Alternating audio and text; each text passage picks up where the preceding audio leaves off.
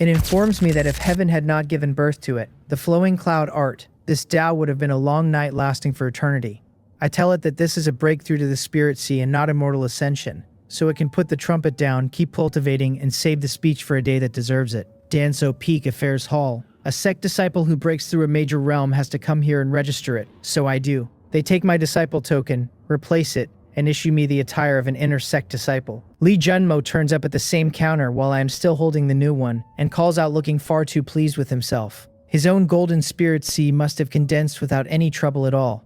I greet him back. He steers me off to one side, because what he actually wants is advice about the spirit-devouring mysterious fire. He is nearly at the contribution points he needs, and once he trades for the Tao technique, he will have to condense a mysterious fire of his own. So he has been consulting every disciple who already has one. He does not skip me for having been in the sect half a year. He watched my purple Imperial Dragon Flame on the competition stage and has decided it is stronger than any mysterious fire he has seen. Unfortunately, I have almost nothing to give him.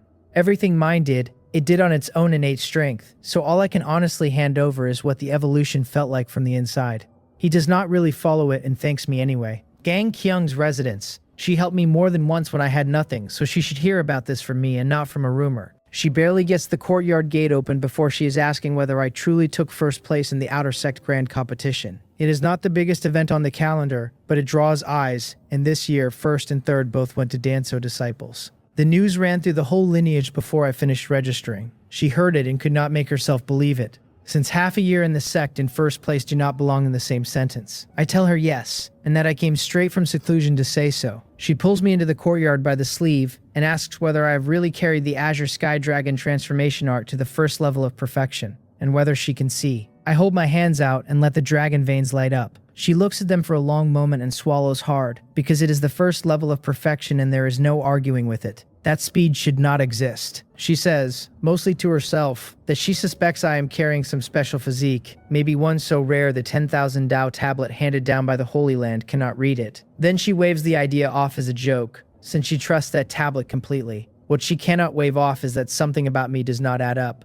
and she has no idea what. Next she gets to watch the purple Imperial Dragon Flame come out. She has cultivated the spirit-devouring mysterious fire herself, but hers took the shape of a tiger, and a tiger does not hold up well standing next to a dragon. She asks what my plans are now that I am in the Spirit Sea realm, and I tell her without pausing that I keep cultivating and push for the Tao Foundation. She nods, says Spirit Sea perfection will be nothing for someone with my talent, and then tells me the part that matters, which is that Foundation establishment has to be planned for early. The Tao Foundation realm is also called Foundation Establishment, and it is where a cultivator lays the footing of their own great Tao. Just as a Spirit Sea comes out upper, middle, or lower grade, a Tao Foundation comes out as Heavenly Tao, Earthly Tao, or Human Tao. A King Body cultivator can simply swallow a Tao Foundation pill, draw on the Heavenly Tao Chi through it, and finish a Heavenly Tao Foundation establishment. A Spirit Body cultivator needs the Heavenly Tao Chi itself, the same way they needed a spiritual item to condense a Golden Spirit Sea. The one real privilege of standing above that line is being able to pull Heavenly Tao Chi into the body by choice.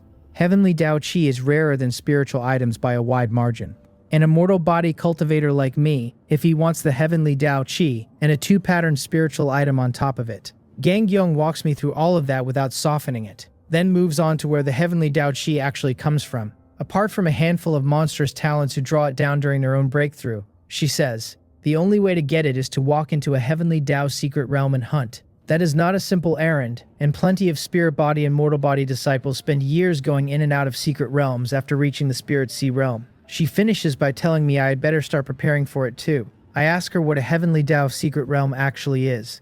She explains that the world holds a great many secret realms, and cultivators use that name for any of them where Heavenly Tao Chi has ever surfaced. If I want more than that, she says, the library pavilion on Cloudsea Peak keeps books on every matter touching cultivation. Its records include the locations and conditions of every secret realm discovered in the Azure Cloud realm. I stay a while longer and then leave with somewhere to be. With my speed at alchemy and at digesting medicinal pills, Spirit Sea perfection is a matter of weeks, so she is right about what my real bottleneck is. I am not spending a Tao Foundation pill to settle for a human Tao Foundation establishment. I want the heavenly one. I go to Cloudsea Peak and start pulling books. I do not hear about the rest of that day until much later. Gang Gyung goes to see her master, Elder Sa, in his immortal cave, because the competition news has run through the disciples and may not have reached him. She tells him that Jin Hyun took first place in the Outer Sect Grand Competition and has condensed a golden spirit sea to become a spirit sea realm cultivator. Elder Saw is shaken enough that he asks for every detail.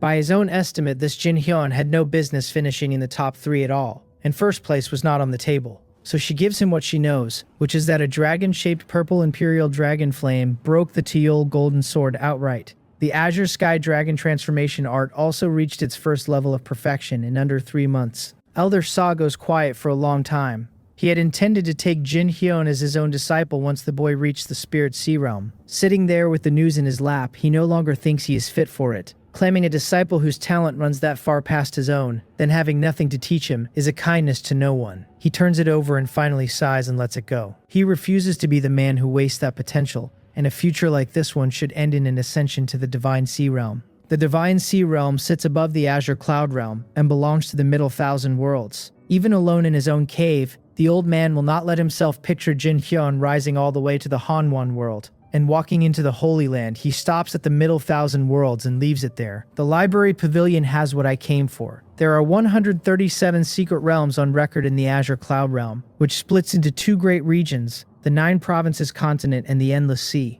The continent holds 96 of them all by itself. That is why they call it the core of the realm. It carries 9 provinces, each one wide enough to swallow a lifetime of travel. And the Cloud Sea Sect sits inside one of them, Hyungju. Hyungju alone accounts for 12 secret realms, and 3 of those 12 are Heavenly Dao secret realms. That settles my route for me. The provinces are enormous, and I am a spirit sea cultivator with no business wandering the far edges of a continent. So the 3 inside Hyungju get visited first.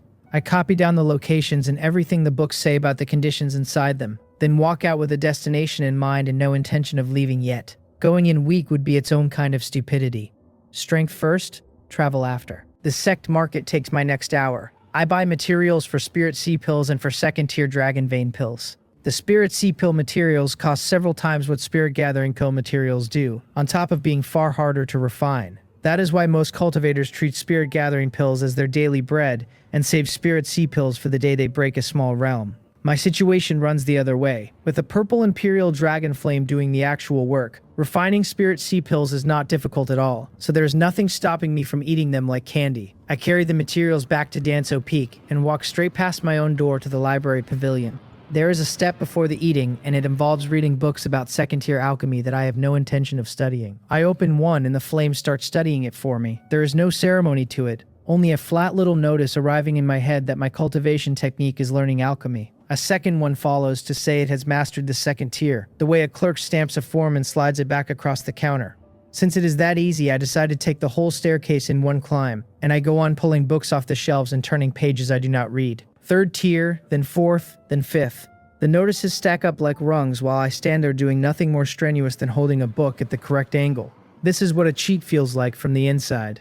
I have gone through nearly every volume in the Danso Peak Library Pavilion by the time it finishes. The purple Imperial Dragon Flame has mastered 5th tier alchemy, and all that knowledge floods into my own mind as it goes. The pavilion only stocks alchemy up to the 5th tier, which is a shame and also entirely sufficient, since I will not need to sharpen my alchemy for a long time to come. On the walk back, a thought arrives and refuses to leave. If the fire can learn alchemy the way a man flips a switch, I ask it in my heart, can it do the same trick with artifact refining? I do not need artifact refining today.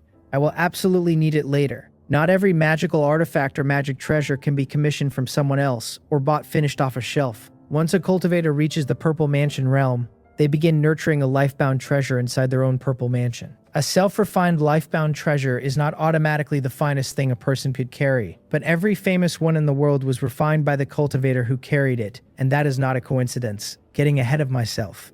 I am in the Spirit Sea realm, and a lifebound treasure is a problem for a much later version of me. Back in my residence, I seal the door and tell the fire the rest is on it. The purple Imperial Dragon Flame comes out and starts working before I finish the thought. Purple wraps the pill furnace at exactly the distance it wants, and portions of spirit medicine go in. The temperature and shape of the flame shift by tiny degrees inside and outside the furnace. The whole process running smooth as water and precise past anything my hands could manage. The medicinal fragrance builds until the room is thick with it. When the furnace opens, 12 round crystalline pills come out with clean pill patterns on their surfaces and faint spiritual light moving inside them, and they drop themselves into the jade bottles I laid out. Every single one is a first-tier top-grade Spirit Sea pill. The flame does not even pause to be admired. It throws in the next portion of materials and starts another round. With it running the furnace, there is essentially no failure rate and no wasted batch, just an output speed that would make a Danso Peak Elder sit down. Before long, the floor in front of me is a row of jade bottles, 10 top-grade Spirit Sea pills to a bottle, until the materials run out. I look at the haul for a second and then get to the part I actually care about. I take out one pill and swallow it. My cultivation technique registers the incoming medicinal power and says out loud, in my own skull, that this is invigorating, and that it is far too invigorating. The pill dissolves the instant it touches my tongue. What comes off it is a torrent several times larger and several times purer than anything a chi gathering pill ever gave me, and it goes charging through my body with nowhere to be. An ordinary early-stage Spirit Sea cultivator would spend a long stretch of days refining that much power. The flowing cloud art has been sitting in formation waiting for it, and it sweeps the whole flood up at a speed that does not look reasonable. Everything converts into my own golden spiritual power and runs down into the golden Spirit Sea in my core, with almost nothing lost. One pill in, and I can feel the sea sitting deeper than it did a minute ago, so I take a second one without waiting. The flowing cloud art loses whatever composure it had. It tells me this is refreshing, tells me twice, and informs me that the Spirit Sea pill is far better stocked than the chi gathering pill it has been living on. Then it demands another and orders me not to stop. There is a word for what this looks like from the outside, and I am aware that it also happens to be exactly what it is. Fine. I keep feeding it. One pill after another goes down, and somewhere in the middle of it I stop feeling like a cultivator. What I feel like instead is a pill furnace with no bottom, with the flowing cloud art installed inside me as the most efficient conversion core ever built. It turns bottled medicine into cultivation as fast as I can unstopper it. The golden Spirit Sea in my core widens and deepens where I can watch it happen, growing rougher and more turbulent with every swallow. My cultivation climbs right alongside it.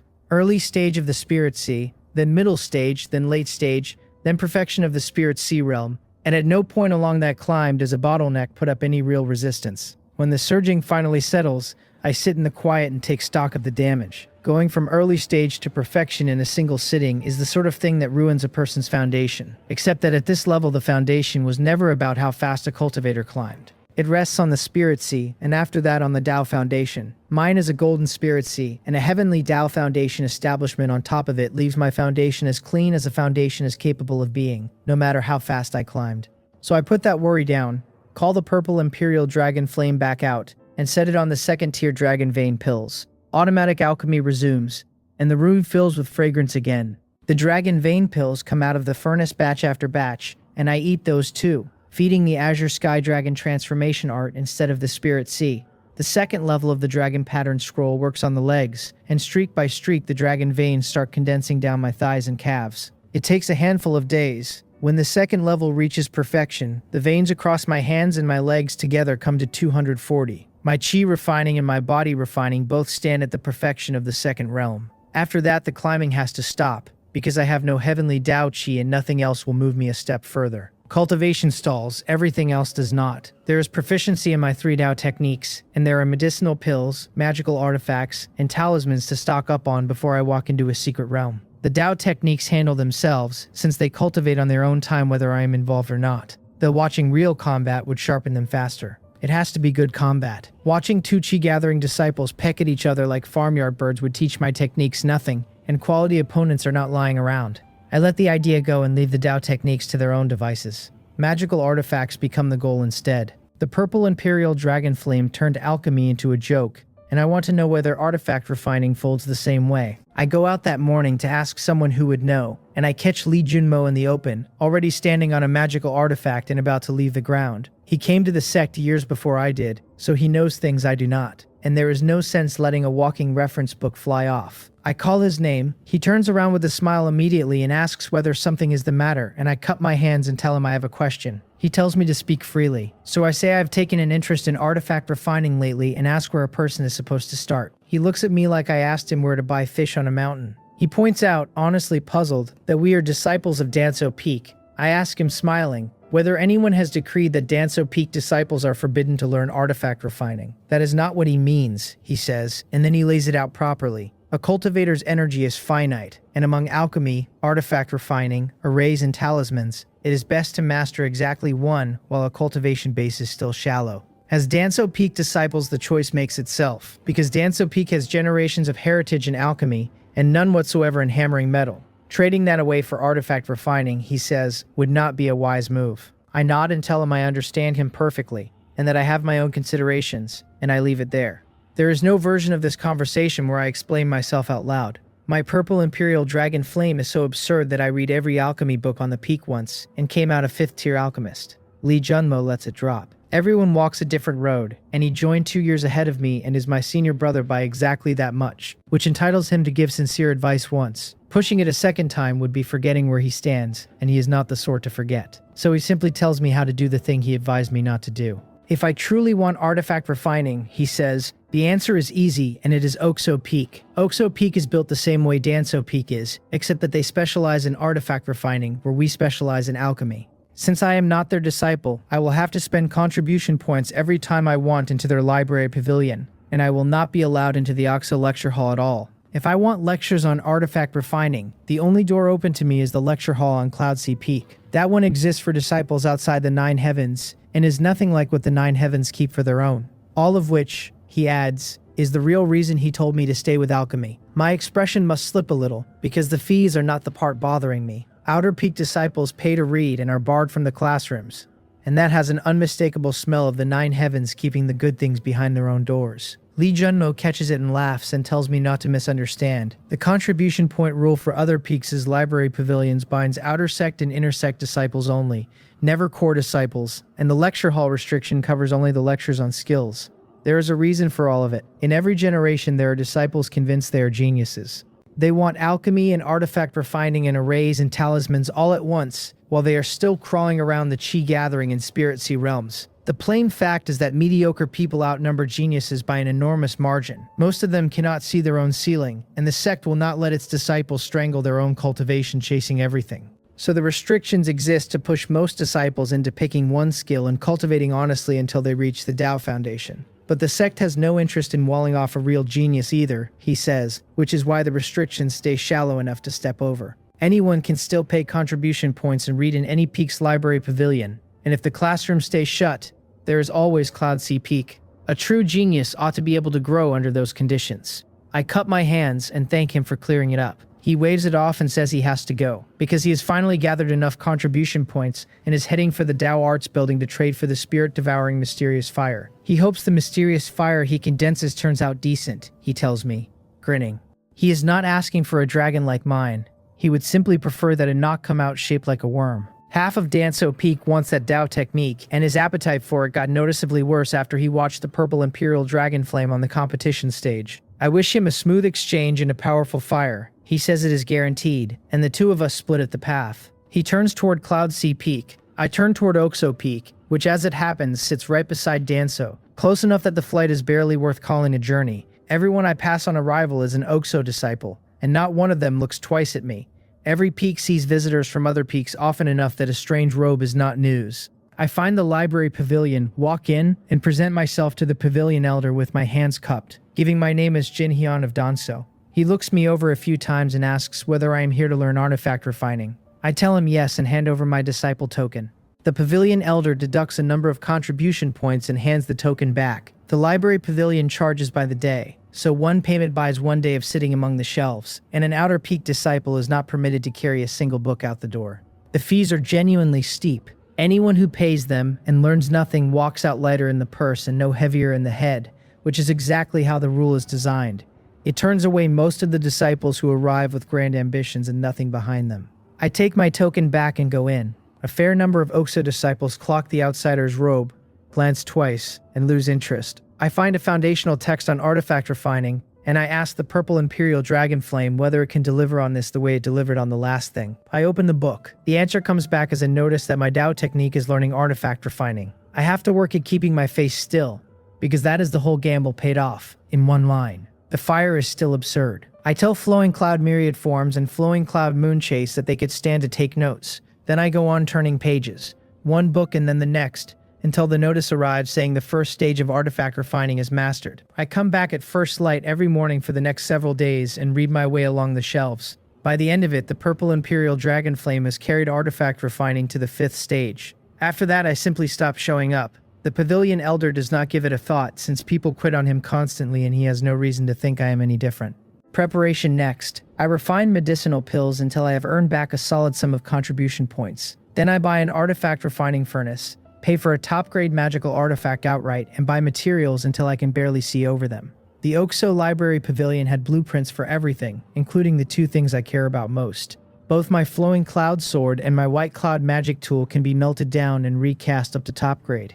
Gang Gyeong's White Cloud Magic Tool was a medium-grade magical artifact recast that way, and I remember how it moved the first day I met her. So I do the same to mine. Both come out of the recasting with their power and their effects hugely improved, and after that I refined several more top-grade magical artifacts for myself. Armed to the teeth is not an exaggeration. Cultivation Method Tower. Again, breaking through into the Spirit Sea realm handed me another Spirit Awakening point, and a Spirit Awakening point sitting unused is a waste I refuse to commit. My first instinct was to hunt for another Dao technique, and I talked myself out of it. I already own Offense, I own Evasion, and Flowing Cloud Myriad Forms covers defense and binding both, so there is no hole in my kit worth paying to fill. What I do not have is a Divine Sense cultivation technique, and with the system behind me, there is nothing stopping me from running all three paths at once. I spent the last few days asking around about which Divine Sense techniques in the tower are actually worth the shelf space. Now I stand in front of the two everyone named, holding a jade slip in each hand, stuck. Neither of them is a complete manual, and they are still the two best the tower has. One is the Spirit Travel Void scripture out of the Taehyo Holy Land, and it is an Emperor scripture. The other is the Cloud Sea Heaven Observation Technique, created by the great Emperor who founded the Cloud Sea Holy Land, and it is built to run alongside the Nine Heavens Cloud Sea scripture. That last part matters more than it sounds. The Nine Heavens Cloud Sea scripture is the Emperor scripture of the Cloud Sea Holy Land, and it comes in an upper, a middle, and a lower volume. The Flowing Cloud art I have cultivated since the day I entered the Sect is a simplified copy of the upper volume. I asked about that too. Any disciple who becomes a core disciple, which means reaching the Dao Foundation realm, can collect the true upper volume from the Sect, because the Flowing Cloud art is a stripped-down version of that exact text. Switching over costs nothing and breaks nothing. So I am already promised to the Nine Heavens Cloud Sea scripture whether I plan for it or not. On that basis alone, the Cloud Sea Heaven Observation Technique is the obvious pick. The problem is that it is only a pseudo-great Emperor scripture, and the Spirit Travel Void scripture is the real article, and one missing word between those two names is a canyon. Both slips have a catch. The Spirit Travel Void scripture is stronger and there is no arguing the point. By its own records, it runs to 4 volumes, and the Taehyo Holy Land published the first one as bait to draw geniuses in. Anyone who wants the other 3 is welcome to come join the Taehyo Holy Land and collect them.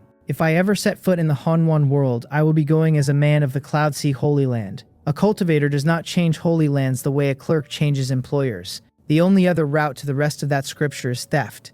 Against that, the sequels to the Cloud Sea Heaven Observation Technique are sitting inside my own house, waiting for me to get strong enough to be handed them.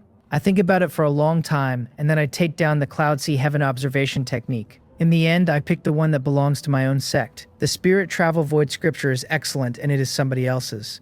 Besides, it is perfectly true that what I am holding is only a pseudo-great Emperor scripture today, and nobody alive can tell me what it will be after the system gets its hands on it. That is where the ambition comes from, and I want to be honest about it. It is not faith in myself. It is faith in what happens to a technique once it wakes up. I pay the contribution points, and the first volume writes itself straight into my mind. 1 volume of a pseudo-great Emperor scripture still costs more than the Azure Sky Dragon transformation art did, because the whole Cloud Sea Heaven Observation Technique is only 3 volumes deep. If a person divided Divine Sense, Body Refining, and Chi Refining into 15 realms apiece, carrying all 3 volumes of this thing to perfection would set a cultivator down at the pseudo-great Emperor realm. The first volume of the Azure Sky Dragon transformation art stops dead at the 3rd. Training for the 2nd volume of the Azure Sky Dragon transformation art would put it on comparable footing, and I am not doing that yet. Cultivation techniques are expensive, and I have not even reached the Dao Foundation realm. Heavenly Dao Chi first, Foundation Establishment second,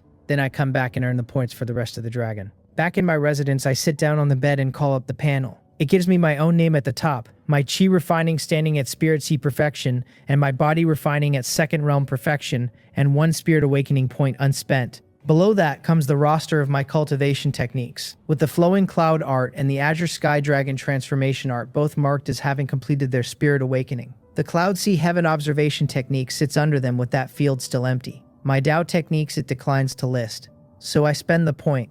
The first thing the Cloud Sea Heaven Observation Technique does upon waking is announce itself, saying that it observes the timing of heaven, and that all things become clear. The second thing it does is look inward at what it has been installed next to. The verdict is delivered with the exact disdain of a scholar seated at the wrong table. It informs me that this body is somehow still running a cultivation technique as low level as the flowing cloud art, and then informs me that it is shaking its head. Flowing cloud myriad forms enjoys this enormously. It starts cheering from the back row, hollering at the flowing cloud art that the one who can finally suppress it has arrived. Then the newcomer stops mocking and starts teaching. It takes the flowing cloud art aside and lays the nine heavens cloud sea concept out in front of it. The flowing cloud art goes quiet the way a person goes quiet when something enormous has just been explained to them. It gains insight. It begins to change. And then it finishes changing, and what is running through my meridians is no longer the flowing cloud art at all, but the upper volume of the nine heavens cloud sea scripture. Flowing cloud myriad forms. From the back row, manages exactly one confused note and no words at all.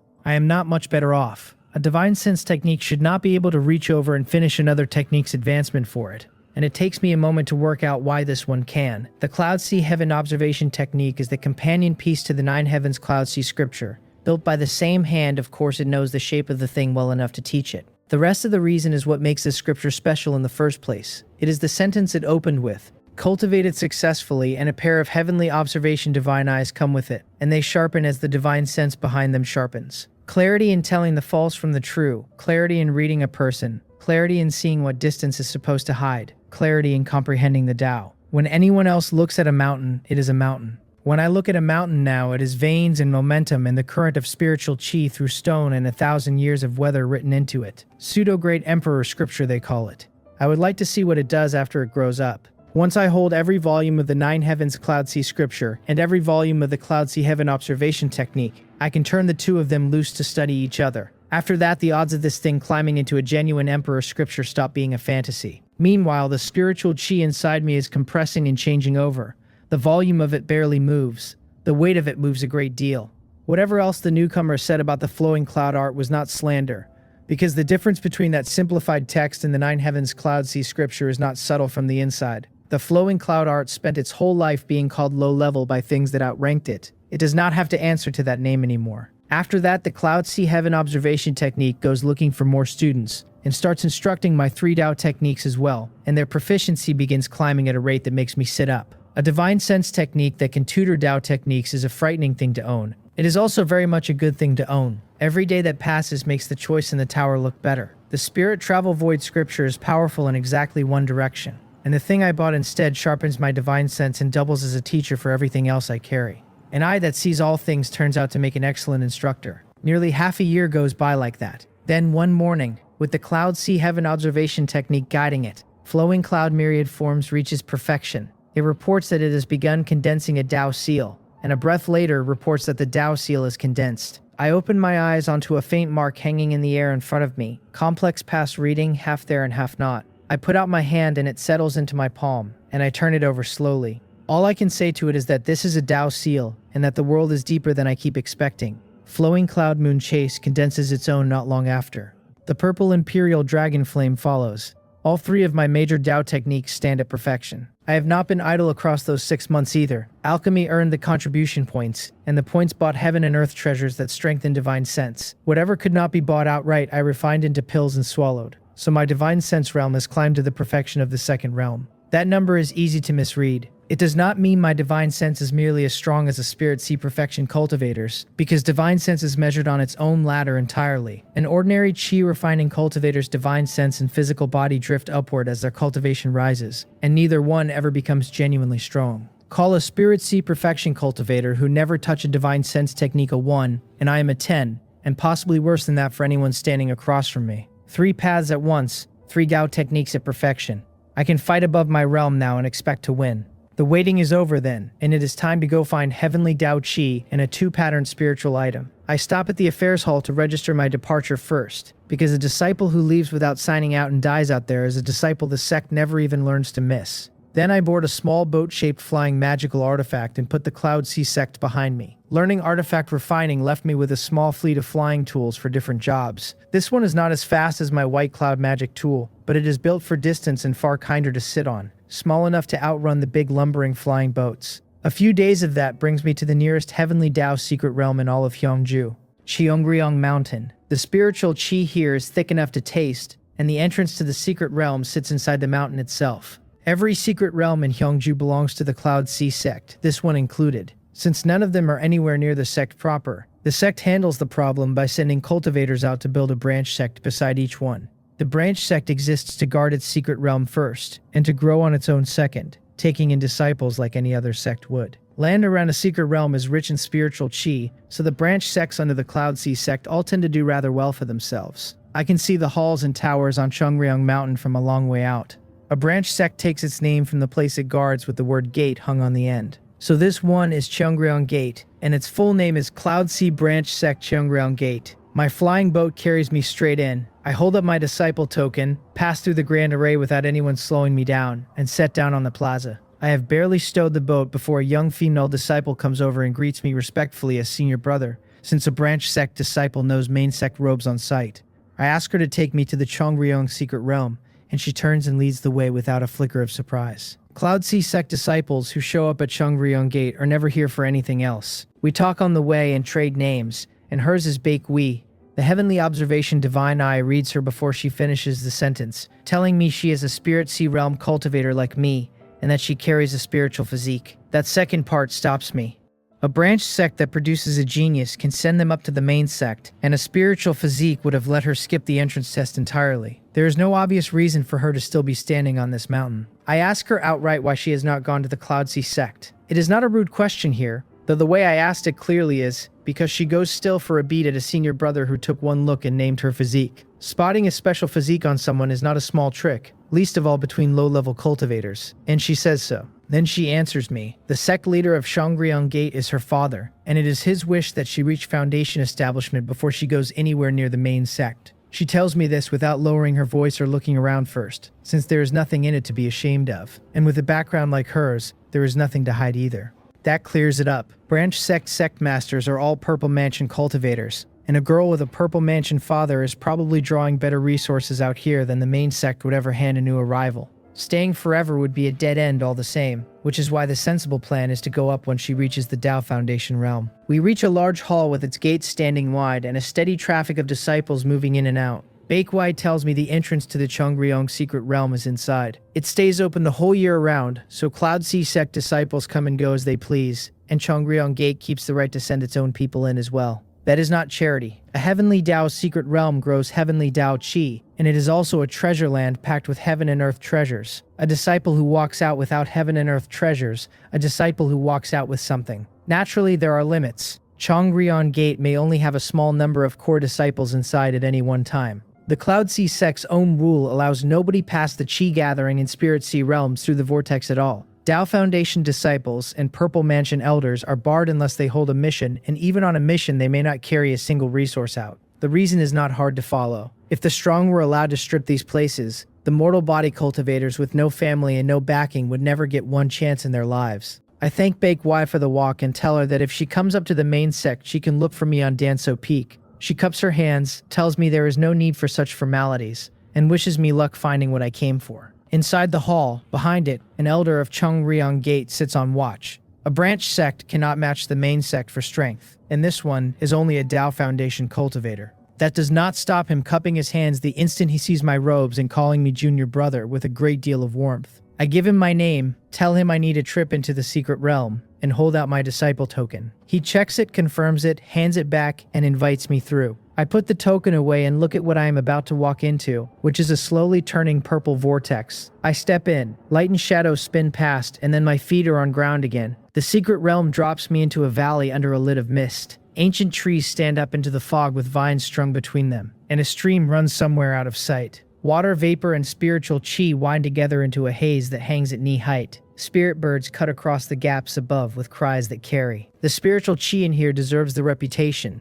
and it is not simply thicker than what I breathe on Danso Peak. It is a different flavor altogether, lighter and further off the ground. I tell the Cloud Sea Heaven observation technique that the rest of this is its job. It takes my eyes. It reports that it is fully opening the heavenly observation divine eye and beginning to observe the secret realm, and the valley reorganizes itself in front of me into what it actually is underneath. Since cultivating this eye, I have learned that hunting spiritual items with it is close to a guarantee. Never mind the heavenly Tao Chi it was aimed at. The secret realm proves the point almost immediately. Traces found, it says. and then names them for me. 3 shafts of light stand up out of the landscape in my vision. Impossible to miss. The white cloud magic tool comes up under my feet and carries me toward the nearest one. Top grade moves like top grade, and I am over the first beam in no time at all. Below me is a lake, and the spiritual item is somewhere under the surface of it, so I go in without slowing down. Once I am under, I hold a sphere of spiritual chi around myself to keep the water at arm's length, and the sphere sinks like a stone to the lake bed. Down there, the light is dim and the weeds grow thick over a heavy layer of mud and sand, scattered with plain pebbles and the roots of water plants. My landing sets the silt drifting. I do not have to search for anything, because under the heavenly observation divine eye, the hidden thing burns like a candle in a dark room. I can see the faint gold shining up through a patch of mud, so I look everywhere except at it, and then I take it from behind with flowing cloud myriad forms. Streaks of cloud chi drive into the silt and wrap the item tight before it knows anyone is down here. I crook one finger and the cloud rope brings it up in front of my face, a piece of what looks like ordinary wood with a single golden pattern across the grain. One pattern only. That is a small disappointment, since a 2-pattern spiritual item is what I actually need. I drop it into the storage ring I won at the Outer Sect Grand Competition anyway, because even a piece I have no use for can be sold back to the sect. The heavenly Dao Chi is the real errand here, and the spiritual item was always the side dish. 2-pattern spiritual items can be traded for inside the sect if a person is willing to bleed. Contribution points. Heavenly Dao Chi cannot. There is none in the sect, and if there were, my name would be nowhere near the top of the list, and I have no intention of building a plan on somebody else's generosity. I come out of the lake, hit the white cloud magic tool under me again, and set off for the second beam. On the way, I pass a handful of Chungryong Gate disciples in a few Cloud Sea Sect robes moving through the trees. I do not slow down for any of them. Below me, the ground turns into dense jungle, where the growth tangles into itself and the canopy shuts out most of the daylight. The second spiritual item has buried itself the way the first one did. Hiding does not work on me anymore. I pull my chi in tight and set down among the trees, meaning to run the same ambush. The thing bolts before my feet settle. It shudders once, turns into a streak of light, and runs for the deep woods. I did not expect this one to spook, and it makes no difference. Flowing cloud moon chase at perfection turns me into an afterimage that the eye cannot hold, and broken ground reads as flat road, so a few flashes eat the distance between us. Flowing cloud myriad forms does the rest. Several tough cloud ropes shooting out to bind the fleeing light and haul it back to me. What comes back looks like a piece of warm green jade with treasure light moving all through it, and across its surface run 2 golden patterns side by side and unmistakable. 2-pattern spiritual item. I tell the empty jungle that the spiritual item is handled, and the heavenly Dao Chi is next, and I put the jade away in my storage pouch. The third beam turns out to be another 1-pattern piece, which I collect on principle. There are certainly more spiritual items in the Cheongryong secret realm than these 3. The only reason these 3 lit up so fast is that they were wandering around in the open where the Cloud Sea Heaven observation technique could see them. A careful sweep would turn up more. I am not here to sweep. No quantity of spiritual items will carry me through a Heavenly Dao Foundation establishment, so I set the technique to searching for Heavenly Dao Chi with everything it has. I fly the secret realm end to end myself, since covering ground gives it more to look at. 3 days of that. Nothing. The possibility I do not like is that no Heavenly Dao Chi has been born in here recently at all. In that case, my only move is to go look at the other 2 Heavenly Dao secret realms in Gyeongju. Heavenly Dao Chi is born nowhere else, and even inside a Heavenly Dao secret realm, no one can predict where a strand will surface or when. Hunting it alone is half technique and half luck. I decide to give it a few more days before I write this place off, because I have time and quitting early is how people miss things. I search for another 7 days after that and turn up nothing. By then I have walked every corner of the Cheongryong secret realm, and it really is time to leave for the next one. I am packing to go when the Cloud Sea Heaven observation technique finally speaks. It calls the bearing like a lookout shouting down from a mast, 300 miles to the southeast. Heavenly Dao Chi detected. I stand there stupidly for one full breath, and then I am on the white cloud magic tool and moving. The place it points me to is a solitary peak with sides too steep to climb, running straight up into the clouds. The thing I have spent 10 days hunting is sitting at the top of it. My figure flickers and the mountaintop is under my feet. Then the technique hands down the bad news like an appraiser giving a verdict. The Heavenly Dao Chi is hidden and has not released yet. It needs the right hour, a convergence of spiritual chi and a mysterious opportunity that forms on its own schedule, and nobody else's. 3 months. I sit down cross-legged and tell it that 3 months is perfectly acceptable, so long as the thing is actually there. It matters far too much to gamble on, so I am not leaving this rock for a season. Once I settle in, I take a book out of my storage pouch and start reading. I keep a storage pouch that holds nothing but books, for the simple reason that my cultivation techniques and my Tao techniques cultivate themselves whether I sit here or not, which makes seclusion agonizingly dull. For an ordinary Spirit Sea Cultivator 3, sealed months would go by in a blink of honest work. For me, it is 3 months of having nothing whatsoever to do with my hands. On about the second page, the Purple Imperial Dragon Flame files a request. It wants to go out for training. I ask it, out loud, what training means, and it tells me the world is large and it would like to go and see it. I ask whether it is trying to quit and inform it that quitting is not available. It clarifies. It wants to go find flames it can devour to strengthen its own origin. Since I have stopped searching for anything and am just sitting here waiting on the heavenly Tao Chi, it says it will have to go work hard on its own.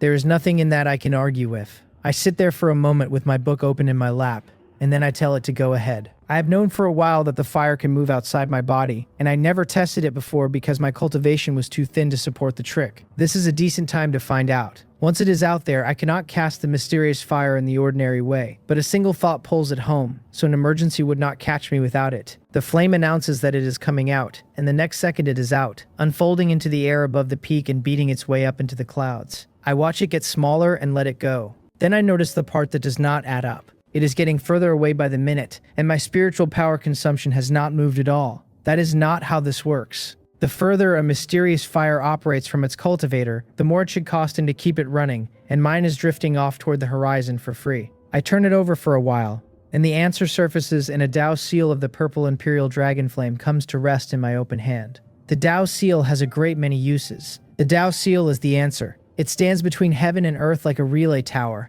and my spiritual power no longer has to cross the open distance to reach the fire at all. It goes into the seal, through heaven and earth, and out the other side into the body of the Purple Imperial Dragon Flame with nothing lost on the way. However far the flame travels, as far as the cost is concerned, it is still coiled around my shoulders, which changes the shape of the next 3 months entirely because there is no reason for it to stay inside the Chongryong secret realm. It could leave the secret realm altogether and go as far as it likes.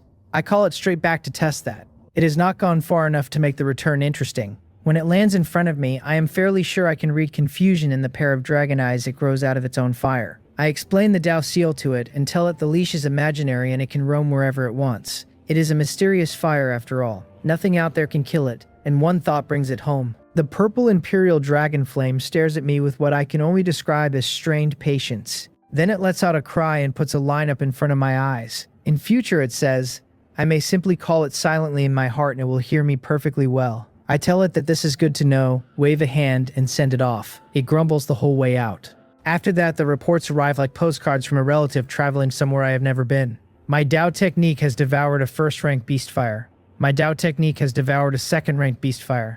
My Tao technique has picked up a slight increase in combat experience. That is the whole of the correspondence. Over and over. Fire eaten and experience gained. Beastfire comes out of fire attribute demon beasts, and a demon beast carrying one is uncommon without being rare. It is nothing like as scarce as an earth fire or one of the true heaven and earth spiritual fires. Since it cannot find anything grander out there, beastfire is what it settles for, and its origin thickens a little with every one. I leave it to its work and send it encouragement now and then, which seems to help. A month goes by. Plenty of people pass beneath my peak in that time, and although not one of them can work out what I am doing up here, not one of them asks. Then Baekwi comes up the mountain. I ask whether she is passing through, and she says she came looking for me on purpose. I entered the Chongryong secret realm and never came out, and the hall guarding elder has started worrying about an accident. Since she was the one who brought me in, she volunteered to check. An ordinary Cloud Sea Sect disciple who spends 10 days or half a month in here with nothing to show for it usually gives up and goes home. And almost nobody stays a full month. Cheongryong Gate cannot exactly throw a main sect disciple out,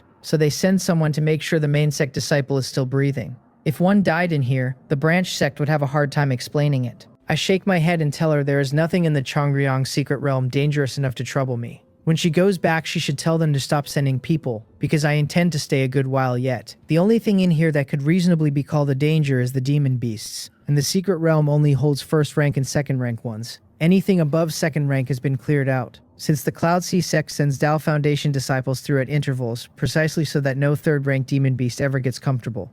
The whole place is meant as a training ground where Chi gathering and Spirit Sea disciples can sharpen themselves and collect resources without dying for it. Baekwi nods and does not ask why I want to stay. Then, instead of leaving, she stands there wrestling with something. Before I can ask, she settles it herself, cups her hands, and asks whether this junior sister might request some guidance from me. I take a moment with that one. The branch sect is a branch sect, but her father is a Purple Mansion sect leader, so guidance is the last thing in the world she lacks. She is not asking in order to get stronger. She is asking to measure herself, or to see what a main sect disciple is actually made of, or simply because she likes fighting. So I tell her slowly that she must have main sect disciples to spar with already, and that in any case I come from Danso, and I am truly not much of a fighter. She tells me plainly that she has asked other main sect senior brothers and senior sisters for guidance too, and there is nothing hidden under it. She is exactly as combative as I guessed. Nobody at Cheongryong Gate on her own level can give her a real fight. The only satisfying match she ever gets is whatever wanders in from the main sect, and she has to sit and wait for the wandering. Having explained herself, she apologizes for the disturbance and rises to go, because a man who has just said he is bad at fighting cannot be pushed any further. The excuse was an excuse. What makes it work is that a Danso disciple saying he is no good in a fight is the most believable sentence on this mountain. She knows perfectly well that the Danso lineage lives and dies by alchemy. She goes. I go back to my book. I genuinely do not want the match, since winning gains me nothing and losing costs me something, and I have never been the sort of person who does things without a reason. Another month. Another visitor, and this one calls my name before he has even landed, delighted with himself for guessing right. I stand up and ask Lee Junmo what brings him here, and whether he is hunting spiritual items and heavenly Daoqi as well. He says yes, that he is only at the early stage of the Spirit Sea, but both of those things are hard to come by, and a person has to start looking early. Plenty of disciples do the same, he says, dropping into a heavenly Dao secret realm every so often once their cultivation settles after a breakthrough, because the whole business runs on luck. I have heard that particular complaint more times than I can count, which makes me wonder, for the first time, whether the Cloud Sea Heaven observation technique in my head is the same one everybody else is buying. So I ask carefully, framing it as a rumor. I say I have heard the sect keeps a cultivation technique called the Cloud Sea Heaven observation technique that grows a pair of heavenly observation divine eyes. Anyone who cultivates it, I add, must find spiritual items and heavenly Dao Qi easily. Naturally, he says, and then he tells me the part I did not know. The technique is easy to learn, and the heavenly observation divine eye is brutally hard to cultivate. Of every disciple in the sect he has heard of taking it up, all of them raised their divine sense with it, and not one ever grew the eye. The rumor is that a cultivator needs to be at least a divine body to manage it. Easy to learn, hard to master, and merciless about aptitude. So that is what I walked past without noticing. I had assumed the eye came bundled with the technique, because mine did, and it never crossed my mind that the thing was a trap for everyone else in the sect. I have not been here long. My cultivation has outrun my education by a wide margin, and I have no master to tell me what the books leave out. However much I have gone around asking questions, my understanding of this world is still a skin over deep water. Fortunately, a trap that catches everyone does not catch a man whose techniques wake up. Anyone can fail to grow the heavenly observation divine eye. The Cloud Sea Heaven observation technique cannot fail to hand me one. Still, ask more questions before acting next time. We talk a while longer, and then Lee Junmo brings up Baek Wee, asking whether I ran into a junior sister from Cheongryong Gate by that name.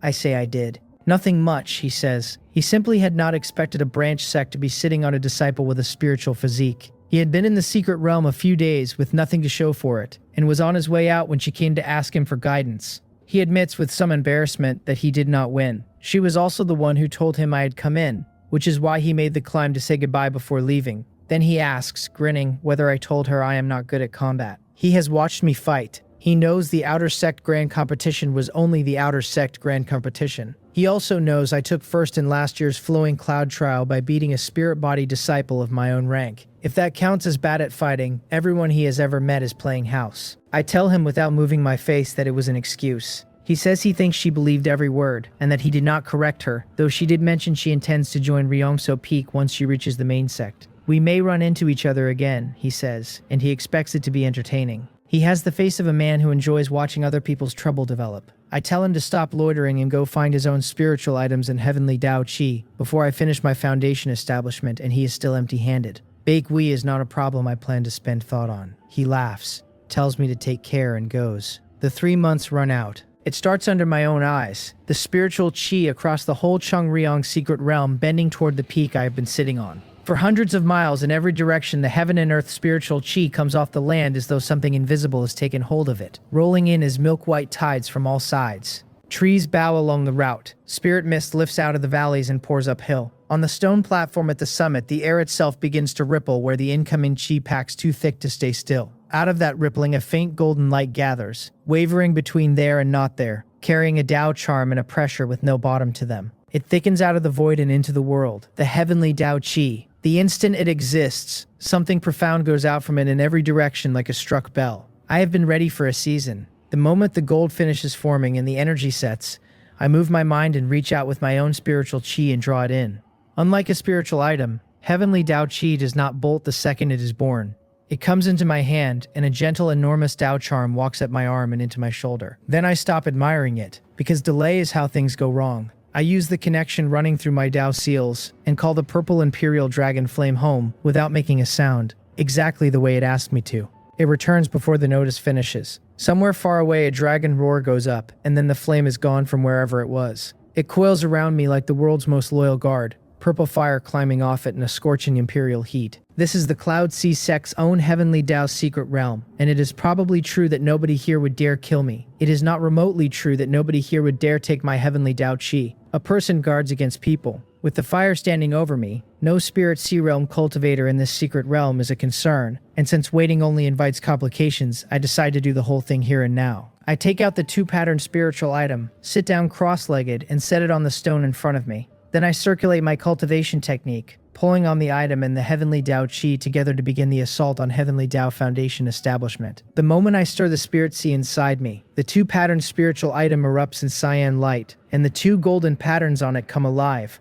running with pure heaven and earth essence. The heavenly Tao Chi answers, trembling once and letting out a deeper gold, its Tao charm unfolding.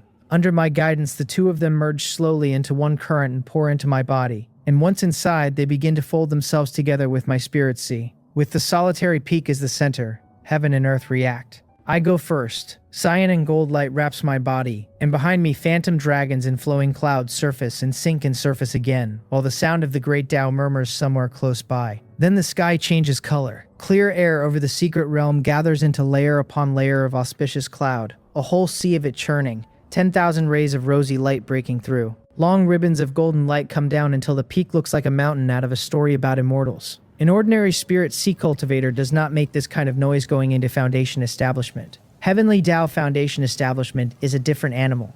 People notice. Anyone in the Chongryong secret realm with the knowledge to read that sky understands at once that someone has found heavenly Tao Chi and started Foundation establishment. The ones close enough come fast, gathering below the peak. The purple Imperial Dragon Flame lifts its head at them and roars, and there is a threat folded into the sound with no ambiguity anywhere in it.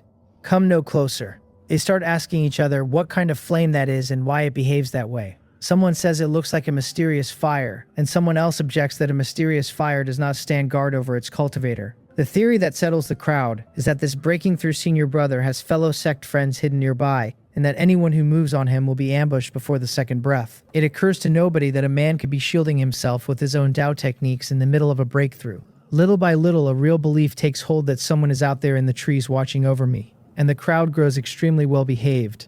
They are envious and none of them act on it. Part of that is the fire and the imaginary protectors. Most of it is that I am a fellow disciple with a great many witnesses standing around, because without the witnesses, somebody would certainly have chanced it. Moving on a fellow disciple over resources means wiping out every person present and guaranteeing the story never gets out. Anything less than that, and the sect holds them to account, where the light sentence is having their cultivation abolished, and the heavy one is death. On the peak inside me, the spiritual item and the heavenly Tao Chi and my spirit sea finish folding into a single thing. The golden sea contracts and settles into my core as a golden Tao platform, radiating the unmistakable aura of the heavenly Tao. That platform is the proof no one can fake, the mark left only by a heavenly Tao Foundation establishment. Tao Foundation realm reached. I open my eyes and let the pressure of the new realm roll outward in every direction at once. I've known for a while that a fair number of people drifted in close while I sat there, so I let the aura off its leash on purpose. Out in the world or back inside the Cloud Sea Sect, one more Tao Foundation realm cultivator is nothing worth turning a head for. Inside the Chongryong secret realm, where nobody above the Spirit Sea realm can set foot, I am the strongest thing walking. The cultivators ringed around the slope feel it land on them, and a few of them cannot get a full breath in. I ask them, pleasantly, whether they have seen enough. Then I pull the aura back and smile as though the whole thing were a courtesy. They cup their hands in a hurry, apologize for the disturbance, and are gone before I bother answering. I let them go. They are Cloud Sea Sect disciples, and whatever ugly thoughts they entertained on the way over, none of them actually moved on me. Since they did not attack, I have no grounds to attack them. Foundation establishment is done, so there is nothing left here for me. I take out the White Cloud magic tool and steer for the exit. The Chungryum secret realm scatters everyone who enters to a random landing spot, but it is only the one way out. The exit is another purple vortex hanging where the mountains fall away. I step through, ride out the vertigo, and I am in the Great Hall again. The hall-guarding elder of the Cheongryong Gate recognizes me at once, which is no surprise given that I camped in his secret realm for 3 months. He smiles and says his junior brother has finally come out. I thank him for his concern and call him senior brother, and he waves that off, insisting it was no trouble. We trade a few more sentences, and then I make my farewells and go. What happens in that hall after I leave, I only piece together later. Word climbs up out of the secret realm within the day. A wisp of heavenly Dao Qi surfaced in the Chongryong secret realm again, and a Danso Peak disciple has already taken it and completed his foundation establishment on the spot. The disciples inside described the man who took it, and the hall-guarding elder matches the description to the face that just walked out of his hall. 3 months of sitting in one place, and the junior brother actually waited it out. The elder cannot decide whether to call that luck or strength. Either way, that one is not simple. Nobody has ever gotten rich on the waiting game before. Both the timing and the place of a heavenly Dao Qi descent are random, and there are men who sat in that secret realm for years without seeing a single wisp. Worse are the ones who waited years and saw the heavenly Dao Qi finally come. It fell half a secret realm away, into the hands of a disciple who had walked in 4 days earlier. That outcome eats at a man far worse than seeing nothing. So fewer people take up such a thankless post every year, since bleeding away seasons of a life is a poor trade against somebody else's good luck. None of them can look at the sky and read where the heavenly Dao Qi will fall and when. That is exactly why everyone in the Azure Cloud realm still says the same thing. That spiritual items ride on luck, and heavenly Dao Qi rides on it hardest of all. The flight home is faster than the flight out. A Dao Foundation realm cultivator pushes a flying tool far harder than a Spirit Sea realm one, and the white cloud tears along at a speed that was beyond me a season ago. Even so, the thing is starting to feel like a relic. Magical artifacts are simply outdated once a man reaches the Dao Foundation realm, and that stays true even of a top grade one. What I need now is a magic treasure. Magic treasures sit a full step above magical artifacts. They run low grade through medium grade and high grade up to top grade, and nobody below the Dao Foundation realm can wield one at all. At the 5th tier of artifact refining, my ceiling is a top grade magic treasure. The problem is never my hands, it is the materials, which are so expensive that normally only nascent soul cultivators carry top grade. If I am going to acquire one, I will acquire the best, so I never do this twice. Ambition is cheap, contribution points are not. The first stop back in the sect is the affairs hall, to swap out my disciple token. The disciple behind the counter remembers me well enough. Since last year, I took first in the Flowing Cloud trial, and then first in the Outer Sect Grand Competition. He looks at the new token, then at me, and I can watch the arithmetic happening behind his eyes. A few months ago, I was Spirit Sea Realm. Now I am standing here with a Dao Foundation, and with a mortal body no less. He recovers and reminds me to take the token to the Cultivation Method Tower and claim the first volume of the 9 Heavens Cloud Sea scripture. I nod because I fully intend to. My flowing cloud art turned itself into the 9 Heavens Cloud Sea scripture long ago, but the official copy costs nothing, so there is no reason not to take it. Then he tells me something better. A Dao Foundation realm disciple may pick a spot near Danso Peak and open his own immortal cave, and he slides a formation plate across the counter as he says it. If the ground I choose has no buildings, I only have to describe what I want, and the affairs hall will send people to raise a complete immortal cave to my specifications. I turn the plate over and read it. It is the floating cloud guarding formation. Nothing spectacular, but a 3rd tier formation carrying soundproofing, isolation against divine sense, spiritual chi gathering, and a defensive layer. I tell him it will do nicely and hand back the top grade pill furnace the affairs hall issued me last year. I know artifact refining now, and I intend to build a pill furnace at magic treasure level before long, so the old one may as well go to some new disciple. Once the paperwork is settled, I pack every last thing I own out of my residence, since that room will be handed down soon enough. Then I walk off Danso Peak for the last time as a resident of it. I take the white cloud up and circle the peak in a slow spiral, running the heavenly observation divine eye at full extent, reading terrain and spiritual chi across the whole range. My gaze catches on a side peak some distance out, unremarkable at a glance, elegantly shaped and thick with forest. Under the divine eyes, spiritual chi is gathering at its summit and pooling into a thin cloud mist far denser than anything nearby. Perfect ground for an immortal cave. Better still, the land is unclaimed. What surprises me is the courtyard sitting in the fold of that mountain. It is small, but the layout is graceful, and the main structure is intact, with only a film of dust under the eaves and along the stone steps, and thin moss in the corners. Nobody has lived here in a long time, and one afternoon of cleaning would make it habitable. I sat down at the gate, push open the wooden door that already stands ajar, and walk in. I go over the inside and the outside both, and the more I look, the better I like it. My mind is made up before I finish the circuit. I carry the floating cloud guarding formation plate to the center of the courtyard and pour spiritual power into it. The mysterious formation patterns across its face light up one after another. A moment later, several formation flags come streaking out, turn into ribbons of light, and scatter toward the boundaries of the immortal cave before sinking into the ground and vanishing. An invisible ripple spreads outward and swallows the courtyard along with the ground around it. The spiritual chi in the air is pulled inward at once, until the concentration here sits several notches above the surrounding slope. At the outer edge, a faint cloud-shaped barrier flickers into being, cutting the place off from outside detection while carrying its defense and its soundproofing. The floating cloud guarding formation is up. I circulate spiritual power and let mist spill out of me in every direction, and everywhere the mist passes, dust and moss are stripped away clean. The cleaned immortal cave is much easier on the eye, and I spend what is left of the day arranging my belongings inside it. Home, and it did not cost me a single contribution point. At the Cultivation Method Tower on Cloudsea Peak, my disciple token gets me the first volume of the 9 Heavens Cloudsea scripture without trouble. From there I go on to the Treasure Pavilion. The Treasure Pavilion exists to buy back rare treasures, and selling there means selling to the Sect directly, which fetches a better price and removes any chance of being cheated. It takes only genuinely rare goods, and spiritual items qualify easily. I hand over the 2-1 vein spiritual items I still have, and walk out with a very large pile of contribution points. Then I go shopping, and the pile stops looking large. Materials for a top-grade magic treasure are so costly that I doubt 2 spiritual items would cover a single complete set. So I reorder my priorities and buy medicinal pill materials instead. Everything for the 3rd rank Dragon Vein pill first, and materials for the Foundation Establishment pill after.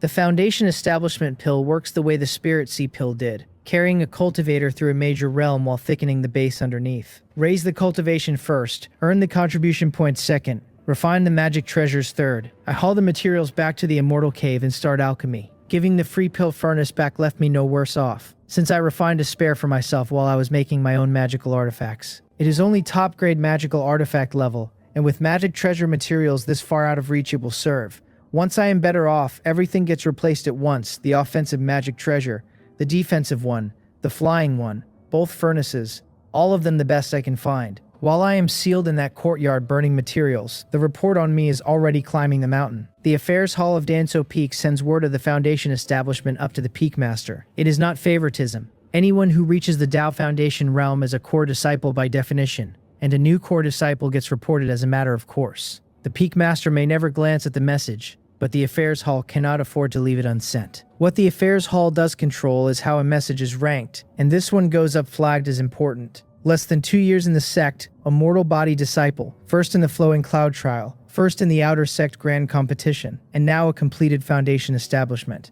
In a study room inside the Alchemy Heaven Hall, the Peak Master works through the stack of jade slips sent up from below. He looks like a kindly old man. He reaches the Affairs Hall message about me and lets plain surprise cross his face at the idea of a mortal body cultivator establishing his foundation this fast. Then Yang Sugui sets the slip down, and a thread of doubt follows the surprise. He hopes the boy has not been using quick fix methods. Quick fix methods always look magnificent at the start. The cultivation base climbs, the realms fall over one after another, and then the trouble arrives and never leaves. Growth stalls and refuses to move again, and in the uglier cases the man does not stagnate, he dies of it. Yang Sugui decides that speculation is worthless next to his own eyes. He sweeps out his divine sense, finds the elder who runs the Affairs Hall, and transmits the order straight into the man's mind.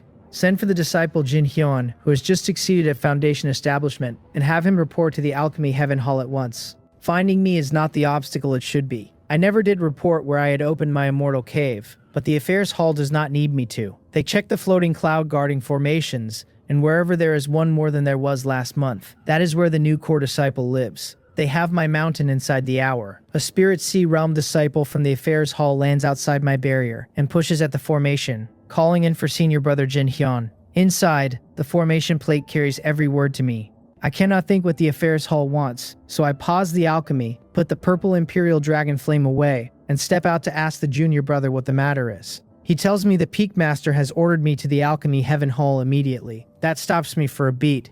My first thought is that he has found out about the Heavenly Tao Foundation establishment, because I cannot think of another reason a peak master would summon a disciple he has never spoken to. The junior brother nods repeatedly and urges me to hurry. I thank him for the trouble and get on my magical artifact, because whatever the peak master wants, refusing is not among the things I am permitted to do. The main hall on the summit of Danso Peak stands with its doors wide open and nobody inside. I am still deciding whether walking in uninvited counts as rudeness, when a voice comes from behind the hall, telling me to come through to the study in the back courtyard. I answer him, salute with cupped fists out of pure habit, and cross the empty hall into the courtyard. I stop at the study doorway, see Yang Sugui inside, and salute again, announcing that the disciple Jin Hyun pays his respects. He waves the formalities off and says he called me here today because there is something he wants to ask. I tell him to please ask. His gaze settles on my face and goes deep, and he lays it out without softening. I am a mortal body, and I have established my foundation in under 2 years, which puts me ahead of disciples born with a spirit body. That, he says, makes an old man curious, and he wants to know whether I have cultivated any cultivation technique or Tao technique that did not come from the Sect's cultivation method tower. Then he stops talking and watches me. My face does nothing, because now I understand exactly why I was summoned. He is not accusing me. He is afraid I have taken a crooked path and will burn myself hollow inside a decade. I tell him there is no benefit in talking my way through it, and that he only has to look. Then I manifest the image of my core, and above my head the projection of my Tao foundation unfolds into the air of the study. A cultivator's Tao foundation is not only the mark of the realm, it is a manifestation of his Tao. Anyone who knows how to read one can see the direction of the path that made it. I have never cultivated anything but Cloud Sea Sect cultivation techniques and Tao techniques, so the instant my foundation hangs in the air of that study, Yang Sugui has his answer. No shortcut ever touched me. What he does not expect is the rest of it, and surprise cracks through the kindly old man's face as he says the words out loud. Heavenly Tao Foundation Establishment. I tell him I was lucky, that not long ago I found a wisp of Heavenly Tao Chi inside the Chongryong secret realm. He says good, and then says it again, nodding and smiling, and the doubt leaves him. A man who forced his growth cannot complete a Heavenly Tao Foundation establishment, even with Heavenly Tao Chi in his hands, since the one requirement underneath it all is that the foundation be solid. Mine plainly is, so Danso Peak has picked up a genius who cannot be measured by ordinary rules, and Yang Sugui looks at me with a satisfaction he does not bother hiding. Even inside the Cloud Sea Sect there are not many Heavenly Tao Foundations, and most elders of the Tao Foundation realm and well above it carry only an earthly Tao Foundation establishment. He encourages me a few more times, presses a handful of medicinal pills on me, and sends me on my way. I go back to my immortal cave and return to alchemy and cultivation, and half a year burns off the calendar without my noticing. Climbing inside the Tao Foundation realm is far harder than anything below it, and the resources it eats have gone up to match. In half a year, the purple imperial dragon flame has barely stopped working, and every medicinal pill that comes out of the furnace goes straight down my throat. All of that has bought me exactly one thing, which is perfection of the Tao Foundation realm. My body refining realm and my divine sense realm have hardly moved at all in the same span. Carrying the first volume of the Azure Sky Dragon transformation art to perfection and pushing my divine sense to the perfection of the third stage will take another half year at the very least. For anyone else in the sect, that pace would be called lightning, and I still catch myself resenting it. On this day, I plan to go down to the market, sell a batch of medicinal pills, and buy third-rank dragon vein pills, and whatever heaven and earth treasures would feed my divine sense. I am barely out my own gate when I see Lee Junmo coming up the slope toward me, and it has been a long time. He picks up speed when he sees me, stops in front of me and cups his hands. He starts to say my name the old way, catches himself, and calls me Senior Brother Jin instead. That awkwardness has a cause. Back when the two of us broke through to the Spirit Sea realm in the same season, he could still call me Junior Brother Jin, since he entered the sect earlier. A Tao Foundation realm disciple cannot be called Junior Brother by a Spirit Sea Realm 1 under any circumstances, and he knows it as well as I do. I tell him there is no need for that, and ask whether he would rather simply call me Brother Jin. Our relationship is genuinely good, since we met during the Outer Sect Grand Competition and he gave me guidance and help afterward, that I have not forgotten. His face loosens the moment he hears it, and he calls me Brother Jin. I do not keep him standing in the doorway, and he follows me through into the main hall of the Immortal Cave, where we sit down and I pour him tea he does not drink. He tells me plainly that he came here to ask for something, and his whole posture drops as he says it. I tell him to speak freely. He weighs it a moment, then asks whether I have cultivated the Cloud Sea Heaven Observation Technique and mastered the Heavenly Observation Divine Eye. He is not guessing. He is the one person who knew I sat in a single spot in the Chongryong Secret Realm for 3 months, and he knows the Heavenly Tao Chi came to me there. During those months he came to visit, and I said the words Cloud Sea Heaven Observation Technique and Heavenly Observation Divine Eye out loud in front of him. The heavenly Tao Chi did not descend near where I waited. It descended exactly where I waited, not off by a hair. A man would have to be muddle-headed not to put those two facts side by side, and Lee Junmo has been chewing on them since my foundation became common knowledge. So the request is obvious long before he makes it, and what he wants is for me to find heavenly Tao Chi for him.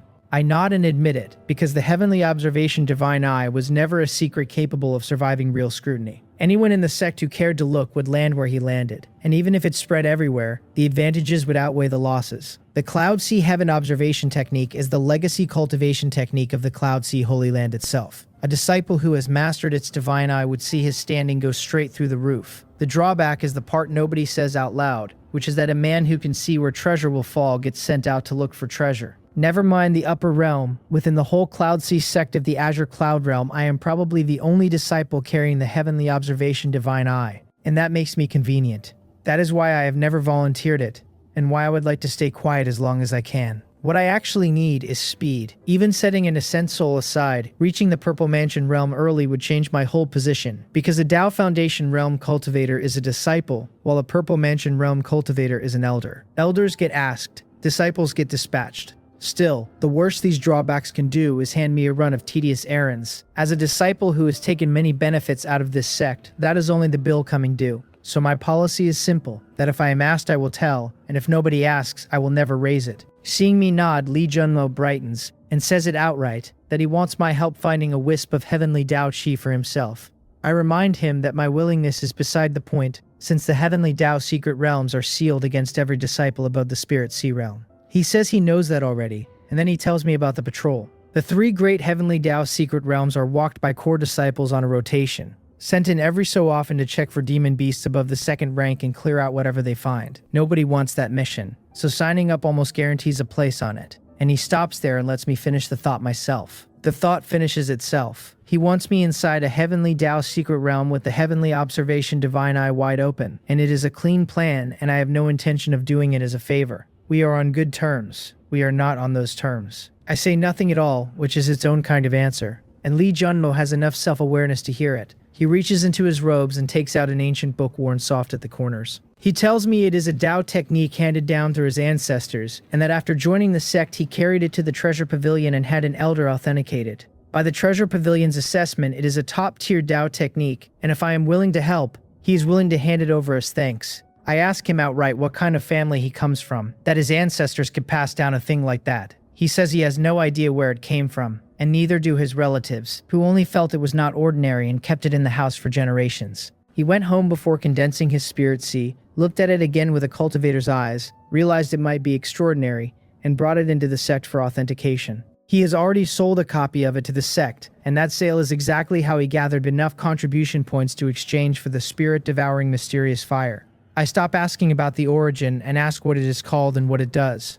A top-tier Tao technique is enough to move me, and I want to know what I am being offered. He tells me its name is Purple Chi from the East, and when I ask whether that means what it sounds like it means, he nods. Mastered, it lets a cultivator draw in the Purple Chi of the East on his own, and the Purple Chi drawn in tempers and strengthens the Purple Mansion. There is more. According to the records inside the book, the same Purple Chi can be used to wash the physical body. With long enough cultivation, a man obtains a special physique and raises the quality of what he was born with. I hear that and I do not believe it, because absorbing Purple Chi without a source crystal would be remarkable on its own. Improving aptitude on top of that is another matter entirely. Purple Chi is precious, and the same family as Heavenly Tao Chi, though nowhere near as rare, and normally no cultivator can use it raw at all. It has to condense into a Purple Chi source crystal first, and only then does its effect start to resemble Heavenly Tao Chi. Heavenly Tao Chi buys a man a Heavenly Tao Foundation establishment, while a Purple Mansion comes in 3 grades, high and medium and low, the same as everything else in this world. Source crystals are not as scarce as Heavenly Tao Chi, but nobody would call them plentiful. The Cloud Sea sect keeps a grand array where the Purple Chi runs thickest, drawing it down and slowly producing crystals, so the supply is not pure luck. The problem is the price of a high-grade Purple Mansion. A king body cultivator needs a single Purple Chi source crystal.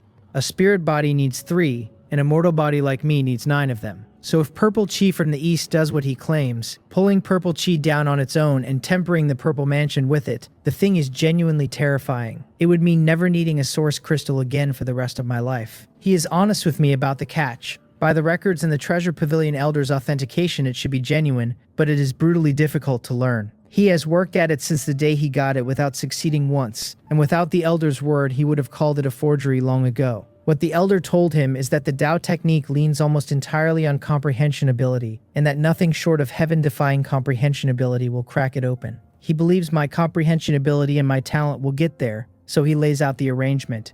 I take it, try to cultivate it, and help him only if the effects match the records. For a wisp of heavenly Tao Chi, Lee Junmo is prepared to put everything he owns on the table, and I can watch him doing the sums. He is handing a top-tier Tao technique to a man who could keep it, learn it, and never speak of the bargain again, and he is doing it anyway. He has decided Jin Hyun will not renege once the debt is real. He would rather be wrong about that than spend the next century watching other people's foundations outshine his own. It is a gambler's arithmetic wearing trust as a coat. I turn it over and agree. Since he trusts me, I tell him I will not make a fool of that trust, and he should wait for my news. He thanks me and tells me to keep the Tao technique for now and return it whenever I am finished. And his whole face lights up as he says it. We settle the details, and then he takes his leave without hovering. And the moment he is gone, I open the book. Honestly, I already know how this ends, because I have been sitting on the spirit awakening point I earned for breaking into the Tao Foundation realm, and I intend to spend it right here. The fact that Lee Junmo could never learn the thing is not a warning to me, it is a recommendation. Something genuinely hard to learn is far more likely to contain what it claims, while something easy would smell like nonsense from the first page. It has also been authenticated and endorsed by the Sect, and my trust in the Sect is not small. So the plan is to try it honestly first and spend the point only if I get nowhere. A Tao technique after Spirit Awakening is not the same animal as a Tao technique before it. For the next several days I do nothing but study Purple Chi from the East. The system recorded the whole book the moment I read it through once, so I could awaken it this instant without mastering a single line of the basics. I sit with it and I work. Several days later, I have nothing to show, not a partial success, not a flicker. Every step is written plainly on the page, and I still cannot make the thing move, and not one thread of purple chi comes near me. That settles it, because this Tao technique really is that hard, and the harder it is, the likelier it is to be real. So on this day, I stop wasting time and decide to spend the Spirit Awakening point. It may still turn out to be a forgery, but I need to know, because the alternative path in front of me is ugly. I am a mortal body, and a high-grade purple mansion costs me 9 purple chi source crystals. The Cloud Sea Sect does not have 9 to spare for anyone, so a cultivator at perfection of the Tao Foundation realm may exchange contribution points or spirit stones for exactly 1 of them. The other 8 would have to come out of special missions, and I have no idea how many years of my life that would swallow. I could break through to the purple mansion realm long before collecting them, but the collecting would still be waiting for me on the other side. There is a mercy built into the purple mansion realm. The Spirit Sea and the Tao Foundation both lock their quality in a breakthrough, and whatever a man condenses is what he keeps forever. The Purple Mansion does not work that way, since even a low-grade 1 can be tempered afterward with source crystals and pushed step by step to high grade. That is the theory. In practice, source crystals are as hard to come by as they ever were, and a man could break through and then spend 2 centuries scraping, unless he can pull purple chi out of the sky himself, in which case the whole calculation stops being a calculation. Then there is the other half of the promise. The part about aptitude, and that half matters most. My cultivation speed already outruns spirit body and king body cultivators alike, but physique was never something I could argue with. Ask me whether I want a better one, and the answer is obvious, since I would take a holy body in a heartbeat. A special physique adds to everything a cultivator can do. Right now, the Azure Cloud Realm is only a minor 1,000 worlds, and inside it, my mortal body can still hold down anyone at my own realm. That stops being true the moment I climb. In the Divine Sea Realm, or higher still in the Hanwhan world, a mortal body would grow more inadequate with every step I took. So I roll the dice, and if the dice land right, the mule comes back a racehorse. If they land wrong, I have wasted a single Spirit Awakening point, and that is a loss I can live with. I bring up my panel and read it over before spending anything. My Chi refining sits at Tao Foundation perfection, with body refining and spirit refining both at the early stage of the 3rd realm, and exactly 1 Spirit Awakening point waiting to be used. Under cultivation techniques, it lists the 9 Heavens Cloud Sea Scripture, the Azure Sky Dragon Transformation Art, and the Cloud Sea Heaven Observation Technique. Every one of them already Spirit Awakened. Under Tao Techniques, it gives me Flowing Cloud Myriad Forms at perfection, Flowing Cloud Moon Chase at perfection, and the Purple Imperial Dragon Flame at perfection. All three awakened as well. Then at the bottom, sitting alone and unhelpful, purple chi from the east, not yet entered, not yet awakened. I spend the point. The book stops being a book. Purple chi from the east reports that it has begun cultivating itself, and then it looks at what it has been installed into and takes visible offense. It asks, with real theater in it, whether this is supposed to be a mortal body. Then it declares that since nobody will carry its ambition up the clouds for it, it will tread the snow to the mountain peak alone. Finally, it names what it intends to do to me in the meantime, washing my tendons and cutting my marrow. Inside me, the Tao technique begins to turn. A wisp of purple chi comes down out of the horizon and pours into my body, scattering into my limbs and bones, working through tendon and bone and blood and flesh. I can feel my aptitude climbing while it happens. The clearest sign is that my sense of the heaven and earth spiritual chi around me sharpens, growing stronger and far more responsive. I nearly laugh out loud in my own courtyard. I did not bet wrong. Purple chi from the east does exactly what the records claim, drawing in purple chi and lifting aptitude with it. Whether it can temper a purple mansion I cannot confirm, only because I do not have one yet. Lee Junmo has done me a far larger favor than he understands. By the records, this Tao technique can carry a cultivator's physique as high as the divine body level, which is absurdly more than a mortal body like me needs. If it ever advances into a supreme Tao technique, it might even condense a holy body, though obtaining and improving a physique is measured in decades either way. There is one limitation. A spirit-awakened Tao technique normally cultivates itself around the clock, and this one cannot, because purple chi can only be refined out of heaven and earth in the morning. It works a shift and then waits for dawn. That is fine by me, since a thing that improves my bloodline while I sleep has no business complaining, and neither do I. That same day I send word to Lee Junmo, and he is at my immortal cave before long. I tell him I have successfully cultivated the Tao technique, and that I will go sign up for the patrol mission shortly. He is delighted and, underneath the delight, badly shaken that I learned it at all, let alone in a handful of days. As far as he knows, a fair number of Sect elders exchanged for the technique after he sold it, and not one of them ever made it work. The thing is frankly tasteless, which is why he got so little for it. For a cultivator with poor talent, the Tao technique is impossible, and for a cultivator with real talent, it is unnecessary. It only pays off for the vanishingly rare man who has immense comprehension ability and not enough aptitude to go with it. Someone like me, he means. He is wrong about that, of course, since I do not even qualify for the exception, and the only reason it opened for me is that I am cheating. Without the spirit awakening point, that book would have stayed shut in my hands forever. He congratulates me and raises his own matter, and there is envy all through his voice, close enough to jealousy that he does not bother hiding it. A mortal body with a heavenly Tao foundation establishment already, and now purple chi from the east on top of it. My purple mansion will come out high grade whether the sect helps me or not, and the Tao technique will improve my aptitude besides. He can see the road in front of me and it has no end on it. I tell him to rest easy, that as long as heavenly Tao chi keeps being born inside the heavenly Tao secret realms, I will find him a wisp of his own. He smiles at that and nods, and the envy goes out of him. Brooding is useless, and what he has now is a real possibility of heavenly Tao foundation establishment, which is more than he had a month ago. If he gets it, then even without purple chi from the east, or a special physique, the sect will invest in him harder. Prying a purple chi source crystal loose becomes a much easier conversation. We talk a while longer and then he takes his leave. I go to the mission hall on Cloudsea Peak and sign up for the patrol, and Lee Junmo described it accurately. There are no gains during the mission itself, only a flat sum of contribution points paid at the end. The next patrol does not depart for 3 months, which leaves me time I did not expect, so I turn for the marketplace, since I still have not sold that batch of medicinal pills or bought the third-rank dragon vein pill materials and the heaven and earth treasures my divine sense needs. I finish quickly, come home, activate the Grand Array, and summon the Purple Imperial Dragon Flame to start alchemy. The Purple Imperial Dragon Flame files a complaint instead. It informs me that it wants to go out and roam, and that I should stop making it do alchemy, because it would like to leave and get stronger. It genuinely cannot stand this life any longer. It is a dignified, mysterious fire that spends every day cooking pills in a furnace, and ever since it went wild outside the sect it has wanted nothing but to hunt other flames. So I coax it, calling it Brother Dragon and asking it to bear with me a little longer. Once I finish the first volume of the Azure Sky Dragon transformation art, I promise, I can probably let it out. Cultivation techniques and Tao techniques do obey me after Spirit Awakening, and that is not the same as obeying enthusiastically.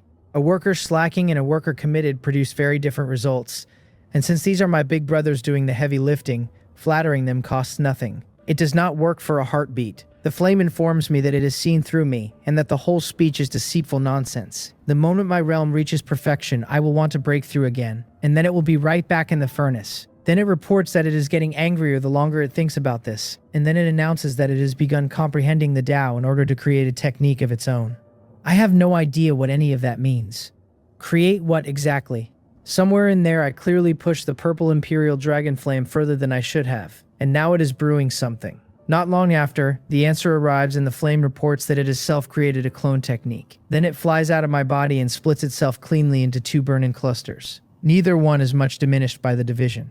The main flame has lost nothing at all, and the child flame that peeled off carries 70% of the main flame's strength. I tell it that it is a marvel, and ask whether it seriously taught itself to make a clone purely so it could go out and play. It answers by celebrating, saying it can finally leave and keep getting stronger. I have to slow it down. We are still inside the sect, and a mysterious fire tearing off across the peaks would draw exactly the attention I have spent 2 years avoiding. I tell it to wait until I find an opportunity to leave the sect, and then it can go. It grumbles a single word of agreement and lets the matter drop, because now that it can make clones, it is no longer afraid of being kept indoors. A clone lets it hunt flames and cook my pills at once, which is the best arrangement it has ever been offered. 3 months pass. I let the child flame out early in that stretch. Both flames answer to the purple imperial dragon flame as one being, so when the child flame devours another fire, the whole of it grows stronger, and it makes no difference which half goes traveling. I send the weaker one and keep the main flame inside me, so that if anything comes at me, I am not standing there empty. The 3 months are good to me otherwise. My Azure Sky Dragon transformation art has come a long way, with 300 dragon veins now condensed and my body refining cultivation stepping into the late stage of the 3rd realm. Purple chi from the east has been working every dawn without missing one. After 3 months of purple chi washing through me, I am a single step away from condensing a spirit body, and I catch myself looking forward to it more than I should. The spirit body it condenses has a name of its own, the Purple Essence Spirit Body, and its trait is that the cultivator's spiritual power turns vast and heavy. It also carries a remarkable natural restraint against evil spirits and their kind.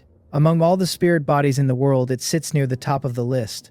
Cloud Sea Peak, the mission hall, the morning the inspection begins. An elder from the mission hall is already waiting when I arrive, and the rest of the disciples filter in behind me. 7 of us have taken the mission, all at the Tao Foundation realm, and between us we are to walk all 3 heavenly Tao secret realms one after another. Every one of the 3 great heavenly Tao secret realms is garrisoned by a branch sect already, and the Cloud Sea sect still refuses to hand the inspection to the men on the ground. The reason is not subtle. Leave a heavenly Tao secret realm in a branch sect's keeping, and there is no guarantee the guards will not help themselves. So the main sect sends its own. Branch sects get conveniences, and branch sects do not get control. The entrances themselves are sealed with restrictions laid by the Cloud Sea sect, and without a special command token, no cultivator above the Spirit Sea realm can set foot inside at all. That keeps the branch sects from slipping in to do the same. The elder counts heads, takes out 7 command tokens, and sends them flying into our hands. Then he names Ohun to lead the inspection, and a young man among us cups his hands and answers the elder. The elder hands Ohun a flying boat magic treasure, tells us to go, and leaves without another word. An elder does not normally need to appear for work like this, since the mission is neither difficult nor dangerous. He only came because the command tokens live in the hands of Mission Hall elders, and nobody else. Once he is gone, Oh-hun introduces himself as a disciple of Sinso Peak. The others follow in turn, a disciple of Byokso Peak named Yuk Wu, then Baeksu of Jaso, then a man from Taeso, and so on down the line. I give my own name and my peak, Jin Hyun of Danso. Oh-hun cups his hands again and says he hopes we can all cooperate for the length of the trip, and everyone agrees that it is only right. It is a patrol, not a power struggle.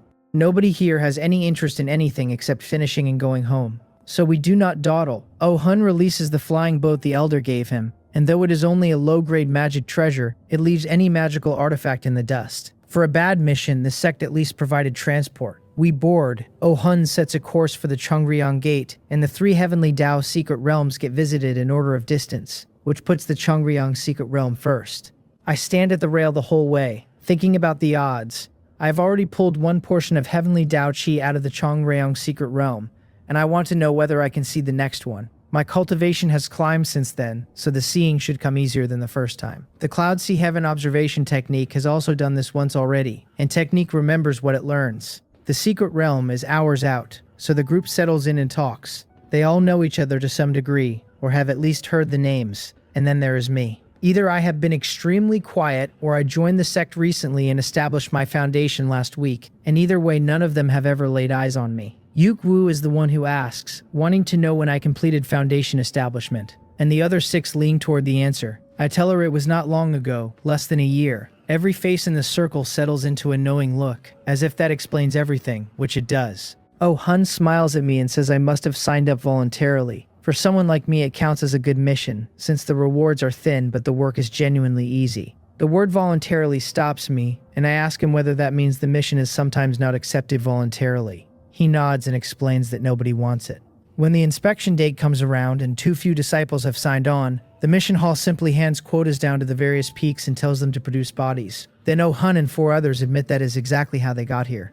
So out of 7, 5 were assigned. Only I and the senior sister from Byakso, Yuku, walked in and put our own names down. The rewards are too small for anyone to want, and even freshly foundation established disciples turn their noses up at it. That leaves one obvious question, and I ask senior sister Yuke why she took it. She tells me there is no particular reason, only that the mission is safe enough and she does not care to take risks. She says it with a smile and no embarrassment. Nobody argues, because a person who wants stability is entitled to want it. I still glance at senior sister Yukwu a few more times than I should.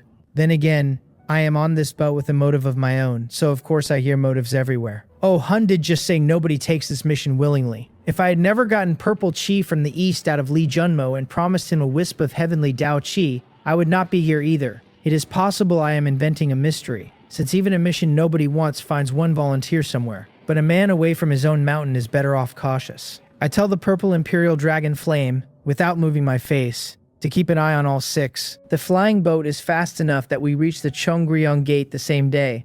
When it sets down, the sect leader of the Chongryong Gate comes out to meet us with several elders at his back. However little the Cloudsea sect wants this patrol, the branch sect guarding a heavenly Dao secret realm has to receive the inspectors as honored guests. So a purple mansion cultivator walks out personally for 7 Dao Foundation disciples. Sect leader Bake welcomes us with a smile and we return the greeting politely. Branch sect or not, back home a man of his realm would be addressed as martial uncle or elder. He asks whether we are in a hurry, and offers us rest if we are not. Everyone looks to Oh-hun, who cups his hands and says we are on a mission, and should patrol the secret realm first. Sect leader Bake says very well twice over, and gestures us onward. Among the people behind him is Bake Wee, and she is looking straight at me. I catch the look, and what sits behind it takes me a while to understand. Bake Wai already knows about the Heavenly Dao Foundation establishment, and she never expected luck like that to land on anyone she had actually met. She is a Spirit Sea Realm cultivator herself, and there is not one Spirit Sea Realm cultivator alive who would refuse a Heavenly Dao Foundation establishment. She simply decided a long time ago that it was never going to happen for her. So what is on her face when she looks at me is mostly envy, and she barely hides it. I notice the stare and give her a small nod, and that is the whole of it. Sect leader Bake walks us to the hall at the mouth of the Chongryong secret realm. Every one of us has stood here before, since there is hardly a Cloudsea sect disciple who has not seen at least one of the 3 great Heavenly Dao secret realms. I may be the only one who has been to Chongryong and nowhere else, since I found my Heavenly Dao Chi on the first trip and never needed a second. Oh, Hun tells the sect leader we will be heading in now. Sect leader Bake says that if the young friends need anything at all inside, they may command the disciples of the Chongryong Gate freely, and then the 7 of us go through one after another. Holding the command tokens, we are not scattered the way ordinary entrants are, and all 7 of us land together at the exact center. Oh, Hun starts assigning at once, saying he will take one direction alone and the 6 of us will split into 3 pairs. 1 pair for each of the remaining directions. Then he turns to me and gives me a warning I have not asked for. Since I established my foundation recently, he says, I am owed a word of advice. Whether I see a spiritual item lying in the open or a clump of ordinary wild grass, I am not to take one single blade of anything out of this secret realm. We came in holding the tokens, which means every object on our persons is already marked. If we walk out carrying anything unmarked, the token records it by itself, and the punishment waiting at the sect is not something anyone talks his way out of. He keeps going a little longer, in case I do not understand what the sect is capable of. It stands to reason. The sect would not send disciples to walk in unguarded treasury unless it had already solved the theft problem. Short of stealing something and then spending a very long life in hiding, there is no version where taking things works. There are good items inside a Heavenly Dao secret realm, and nothing inside good enough to be worth betraying the Cloudsea sect over, the Heavenly Dao Chi included. Disciples can do that arithmetic, which is why almost nobody signs up. If the work were not genuinely easy, the mission hall would have to conscript people and eat the complaints. I tell him this junior brother understands.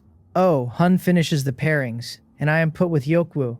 I say nothing about it. The purple Imperial Dragon Flame is watching her, and even if she does have some scheme running, it only matters to me if it touches me. I am hardly in a position to be indignant about a senior sister with her own reasons for coming, given mine. The others peel off into 3 directions and leave the 2 of us standing there. So I suggest we get moving. She agrees, and we take the last direction. We both sweep the ground as we walk, and we both look thoroughly diligent doing it. In truth, my Cloud Sea Heaven observation technique is already combing the secret realm for traces of heavenly Dao Qi. Yukwu appears to be genuinely patrolling, right up until the technique shows me otherwise. She is drawing in the secret realm's spiritual qi, slowly, quietly, in a way that is meant not to be noticed.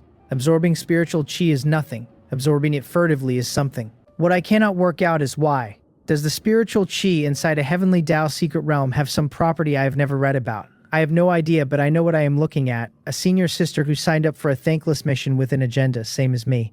When a thing looks wrong, there is usually a demon in it. And yet nothing she is doing breaks a sect rule, any more than what I am doing does. The rule says we may not take items out, and says nothing about looking for items or breathing the local spiritual qi. So the 2 of us patrol side by side, each quietly working our own angle, and neither of us gets in the other's way. Over the next several days, we cover our whole assigned quarter once, and turn up no demon beast above the 2nd rank anywhere in it. I do better on my own errand. The Cloud Sea Heaven observation technique gives me the next strand of heavenly Dao Qi in the Chongryong secret realm, place and hour both, exactly the way it did the first time. The only problem is the hour. The next strand does not descend here for another 5 years. So I file the place and the time away, and decide to see what the other 2 secret realms are holding, since one of them may be quicker. Meanwhile, I never take my attention fully off Yukwu, and through the heavenly observation divine eye, I finally see what she is actually doing with all that spiritual qi. She is not refining it. She is condensing it into a seal inside her own body. The moment I see the shape of it, I remember where I have seen it before. It was in the library pavilion on Cloud Sea Peak, in a book I pulled while reading up on the heavenly Dao secret realms, and the thing has a name. It is called a secret realm seal, and it can be refined into a special token. The token is largely symbolic, the sort of thing used as proof of trust between parties precisely because it cannot be easily forged. Its one practical function is that it can sense the location of the secret realm it was made from. In the case of the Chongryong secret realm, that is not a secret anybody needs a token to learn. Beyond that, the book listed nothing else the secret realm token can do. All of which means Yukwu is not sitting there condensing seals out of boredom, and I turn that over for a while before deciding to stop. Guessing is worthless when I have no idea what she wants. Once this mission is finished, I can go look into whether the secret realm seal has features the library pavilion did not bother to record. The 2 of us reach the exit with our quarter walked. 3 of Hun's group are already there, and after a wait the last 2 come in, and the 7 of us step out together. Back at the Cheongryong gate, nobody lingers. Hun trades the necessary courtesies with sect leader Bake and we are gone, because everyone here wants the mission finished so they can get back to cultivating. Nobody wants entanglements with branch sect people either, and it makes no difference that sect leader Bake is a Purple Mansion cultivator. It is not that these disciples have no manners. It is that a core disciple of the Cloud Sea sect gains far less from befriending a Purple Mansion cultivator than from becoming one, and everyone who makes core disciple here is a prodigy. Barring an early death, most of them will stand at the Purple Mansion realm themselves one day. The flying boat lifts and turns for the next heavenly Dao secret realm. The Chunsong sect is another of the Cloud Sea sect's branch sects, and our second stop. We land. The Chunsong sect leader welcomes us the same way, and Hun refuses every offer of hospitality and says we need to enter the secret realm. We go in and split by the same pairings as before. I search for heavenly Dao Qi, and I watch Yukwu, and she begins pulling in the local spiritual qi to condense a second secret realm seal. It gives me time. The Cloud Sea Heaven observation technique finds the next descent in the Chinsong secret realm, and this one comes in 3 years rather than 5. 2 years sooner, and still far too slow for me, but it is not for me. 3 years is nothing to Li Junmo, who could comfortably wait out the 5, since it will take him at least 3 years just to reach perfection of the Dao Foundation. Several days later, Yuku finishes her second seal, and we walk out. The last branch sect on the route is the Flying Sword Sect. Its secret realm is the furthest of the 3 from the Cloud Sea Sect, out at the edge of Hyungju. We are still some distance off when we see it, because somebody is attacking the Flying Sword Sect, and every divine sense on the boat snaps down onto the fight below. One of the group asks who would dare attack a branch sect of the Cloud Sea Sect. Hun studies the battlefield and says it is the Peng family. Someone else says they clearly came with ill intent, since a family bold enough to hit the Flying Sword Sect today will hit the Cloud Sea Sect tomorrow. and he asks whether we should intervene. Oh-hun says that having seen it, we cannot stand by, and warns that with the Pung family committed, there are almost certainly Purple Mansion cultivators down there, and possibly Nascent Soul ones. He tells the junior brothers and sisters to decide for themselves, and then he says he is going ahead, and he is over the rail on a flying sword, before the sentence finishes. Nobody on this boat is going to be the Cloud Sea Sect disciple who was afraid, and one after another the rest commit. Any other sects down there and the calculation might have gone differently, but the Flying Sword Sect is ours, and the Pung family is clearly reaching for Hyungju. Whatever we skip today gets paid for later with interest. Yukwu turns to me and tells me to stay behind and guard the flying boat and wait for reinforcements from the sect, since I only reached Foundation establishment recently. I tell her that if everyone else is going, there is no reason for me to be the one man sitting on a boat. Then I ask her, since I have her attention, what exactly the Pung family is. She gives me the short version. The Pung family is an imperial clan that surfaced in the Hanwhan world 1,000 years ago, when their old ancestor proved the Tao and became an emperor. They have spent the whole 1,000 years since building a power base. Their clansmen have spread outward, trying to copy what the Holy Lands do, planting themselves across every minor 1,000 worlds and middle 1,000 worlds they can reach. Now they have arrived in the Azure Cloud Realm. Every good position here was claimed long ago by established powers, so the only way the Pung family gets ground of its own is to take it. So they have set their eyes on Cloud Sea Sect territory. Every newly risen Great Emperor force goes through exactly this, because there is nowhere left that somebody else did not settle first. Normally, though, only Holy Lands bother growing subordinate sects down in the lower realms. Imperial clans almost never do, and when they do, they stop at the middle 1,000 worlds, because a family and a sect are not the same animal. A family runs on bloodline and can only grow by having children, while a sect takes anyone with aptitude and grows at a speed no family can touch. The Holy Lands will not sit and watch Imperial clans sprawl either, since every mile the clans take comes out of Holy Land interests. So most Imperial clans stay home and tend their influence in the Hanwhan world. The Pung family, with its ambition of a branch in every middle and minor 1,000 worlds, is one of a kind. I turn the Heavenly Observation Divine Eye on the battlefield and look for Nascent Soul cultivators, and I find none, and the Cloud Sea Heaven observation technique tells me the same. I have tested this before at the Sect, where my cultivation was nowhere near high enough to matter, and the technique still showed me where the Nascent Soul Realm Grand Elders stood. It helped that none of them were hiding, so either the Pung family brought no Nascent Soul cultivators, or it brought them and they are sitting in the dark. Either way, the answer is the same, because if the rest all go down and I am the single disciple who did not, then with no fault of mine it becomes a fault. I can go through the motions, I cannot stand still. So I tell Yukwu to say no more, and ask how a junior brother of the Cloud Sea Sect could possibly stand by while the Pung family attacks the Flying Sword Sect. She looks at my very firm expression and is briefly stunned into silence, then nods and tells me to mind my safety, and that caution comes first. I ask her to put the flying boat away. She agrees and folds it up with her spiritual chi, since the boat was never bound to an owner and any of us could work it. Then the two of us drop toward the battle. On the way down, I give the Cloud Sea Heaven observation technique one instruction. It is to watch the field and warn me the instant a Purple Mansion or Nascent Soul cultivator comes near me. I am confident enough to trade blows with a Purple Mansion cultivator, and I would still rather not. With Tao Foundation and Spirit Sea and Chi gathering cultivators down there waiting to be flattened, picking a fight above my weight is bad business. The technique answers before I finish the thought, telling me that Nascent Soul cultivators from the Cloud Sea Sect have already arrived. That stops me for half a breath. The sect moved that fast, which means the Flying Sword Sect leader got word out the moment the Pung family appeared. With our own Nascent Souls on the field, there is nothing down there worth fearing, which changes my plan. An outstanding disciple of the Cloud Sea Sect cannot be seen going through the motions, so if I am fighting visibly. At the mountain gate, the two sides are tangled through each other. Flying Sword Sect disciples and Pung family cultivators everywhere. I come down out of the sky with my dragon veins erupting, blood energy rolling off me in a wave that carries the faint weight of a dragon.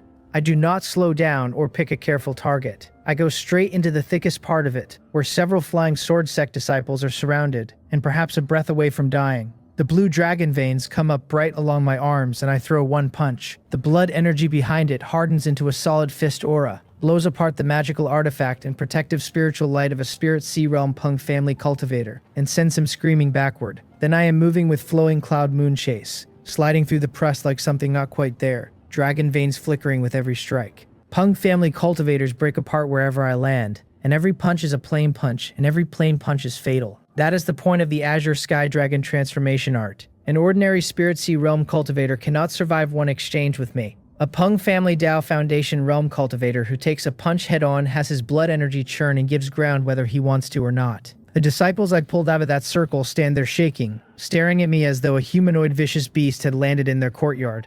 Their exclamations run together into one question: which main sect senior brother this is. What Oh-hun makes of all this I only hear about afterward. Not far off, he is locked up with a Peng Family Dao Foundation realm cultivator, and what he sees out of the corner of his eye nearly costs him his rhythm. He came out here believing Jin Hyun was an ordinary disciple who established his foundation last season. What he is watching instead is a body-refining expert who has carried the Azure Sky Dragon transformation art somewhere no disciple that young should have carried it. Mountains collapse and stone cracks with every casual gesture, and close to 300 dragon veins stand out across the man's body. Yuk Wu and the rest of the Cloud Sea Sect group are just as surprised. The Azure Sky Dragon transformation art has a considerable reputation back home, and this is what it looks like finished. The Peng Family Dao Foundation realm cultivator nearest me roars at his people to kill me first. And to be fair, he has a point about my manners. Every other Dao Foundation cultivator on this field is fighting Dao Foundation cultivators, the Flying Sword Sects and Oh-huns both. I am not doing that. I am punching whatever Qi-gathering realm cultivator is in front of me, and a Qi-gathering realm cultivator does not survive my punch. Their juniors come apart into red mist without leaving bodies. So several Peng Family Dao Foundation cultivators break off and come for me at once, which is exactly what I wanted. I will worry about a Purple Mansion cultivator. I am not going to worry about these. They have already learned not to close with me, so they hold their distance and unleash spells altogether, and every kind of Dao and magical artifact and magic treasure comes howling in. I do not dodge and I do not block. The 300 blue dragon veins flare. My blood energy surges up like a tide, and an invisible sheet of protective aura settles over me, the Azure Dragon Shield. Every incoming attack, spell or magic treasure alike, reaches about 10 feet from my skin and is smashed sideways without leaving a mark. That is the defense the Azure Sky Dragon transformation art gives away for free. Their leader, a middle-stage Dao Foundation realm cultivator, sees the long-range approach fail and orders the others into formation. They shift position around me, the spiritual light of their magic treasures climbing brighter, all of them winding up for one simultaneous strike. I keep my expression flat, use flowing cloud moon chase, and leave an afterimage standing exactly where they are aiming. My real body is already inside the ring, and my right hand is already coming up for the Azure Dragon Palm. The palm and the shield are both divine abilities that come with the Azure Sky Dragon transformation art. The dragon pattern scroll carries 3 in total: the Azure Dragon Shield, the Azure Dragon Palm, and the Azure Dragon Finger. A divine ability is not inherently superior to a spell. The difference is that divine abilities cannot be studied into existence, and a man who tries to learn one deliberately will fail. They surface on their own as the cultivation deepens, which is how all 3 arrived in my hands, and by that measure the heavenly observation divine eye counts as 1 as well. The dragon veins along my right arm pour into my palm and condense into the phantom of an azure dragon, coiled around my hand and very nearly alive. I strike with it. There is no technique in the blow, only extreme physical body strength and blood energy, and the palm wind whistles with a dragon's roar buried in it. The Peng Family cultivator taking the brunt gets a black shield magic treasure up in time, and it does not save him. The palm imprint lands square, and that decent low-grade defensive treasure crazes over with cracks as the force goes straight through into the man behind it. He spits blood, the webbing between his thumb and finger splits open, and he goes backward like a hammer hit him, through several large trees and down, and he does not get up. The others come at me shocked and furious, driving their magic treasures forward. I move like a dragon through the middle of them, flowing cloud moon chase and raw physical body carrying me anywhere I want.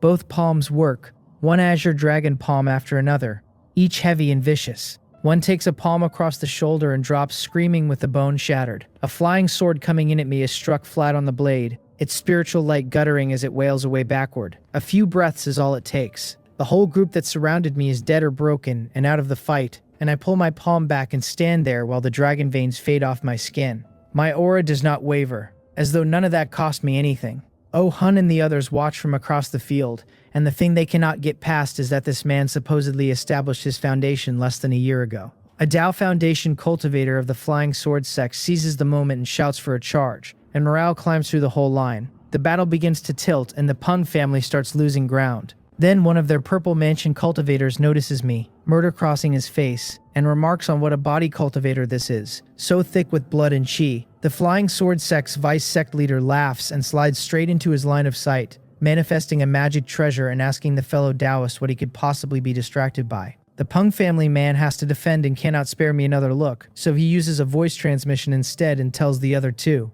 I never hear that transmission, and I can reconstruct it easily enough. His reasoning is sound, which is the unpleasant part. The strength this cultivator is showing is rare even inside the Cloud Sea sect, and killing him now while his wings have not finished growing is worth nearly any price. Let him reach the Purple Mansion realm and then condense an Ascent soul, and the Pung family will be dealing with a great enemy on its road for centuries. The Pung family brought 3 Purple Mansion cultivators to this attack, and the Flying Sword sect fielded 2, with the sect leader alone holding off a pair of them. That imbalance is the opening, and the 2 of them move on it with a very practiced understanding. One throws his full weight at the Flying Sword sect leader, while the other manifests a flying sword aimed at the sect leader as well. At the last instant, the sword turns and comes for me, with both the Cloud Sea Heaven Observation Technique and the Heavenly Observation Divine Eye running. I have read this battlefield since I landed on it, so the ambush was never an ambush. I can also see the Cloud Sea Sect's hidden Ascent soul already braced to step in if I fail to dodge or block. I have no intention of needing him. The 300 cyan dragon veins around my body erupt into light, and the whole weight of my blood and chi condenses onto my right index and middle fingers. I press the 2 together with a cyan dragon shadow winding around the tips, and I point straight at the incoming flying sword, and that is the azure dragon finger. My fingertips meet the sword point with a shriek of metal on metal. The collision between my blood energy and the treasure's spiritual power throws a visible ring of air across the field. That high-quality flying sword stops dead against one finger, blade shuddering, spiritual light flickering wildly, and though it does not break, it cannot advance another inch. The Pung family Purple Mansion cultivator is badly shaken, because the strike was not his full strength, but it still carried a Purple Mansion cultivator's weight, and a Tao Foundation cultivator just caught it barehanded. The Flying Sword sect leader sees it and comes apart with rage, shouting about what a Pung family this is, shameless enough to set a Purple Mansion cultivator on a Tao Foundation cultivator. The Pung family side would like to point out that it was his body cultivator who threw martial ethics away first, by hunting their Spirit Sea and Chi gathering juniors. The sect leader is not interested. His spiritual power surges, his aura turns genuinely frightening, and a killing move goes out at that Purple Mansion cultivator, who abandons the ambush, recalls his flying sword, and is fully occupied again. I do not even turn to look at where the sword came from. Chasing that man would be a waste, since I am at the Tao Foundation realm, and while I can fight a Purple Mansion cultivator, actually killing one is beyond me. What buys something is going back to killing the Pung family's low-level cultivators, because if they lose enough of them, I want to find out whether the Pung family bleeds. My gaze slides across to where their Spirit Sea and Chi gathering people are still fighting Flying Sword sect disciples, and every one of them feels it land on the back of their neck. One of their Tao Foundation cultivators catches my expression and starts yelling at them to retreat. Too late. I flicker into a streak of cyan light and go into the thickest knot of them like a tiger into a sheep pen, running the Azure Sky Dragon transformation art at its ceiling. One Pung family cultivator per punch, and the screaming does not stop. Every Pung family Tao Foundation cultivator with a hand free comes at me calling me a beast, and it does not help them, because among my own peers I am simply invincible. I can hold off Tao Foundation attacks and keep harvesting low-level lives at the same time.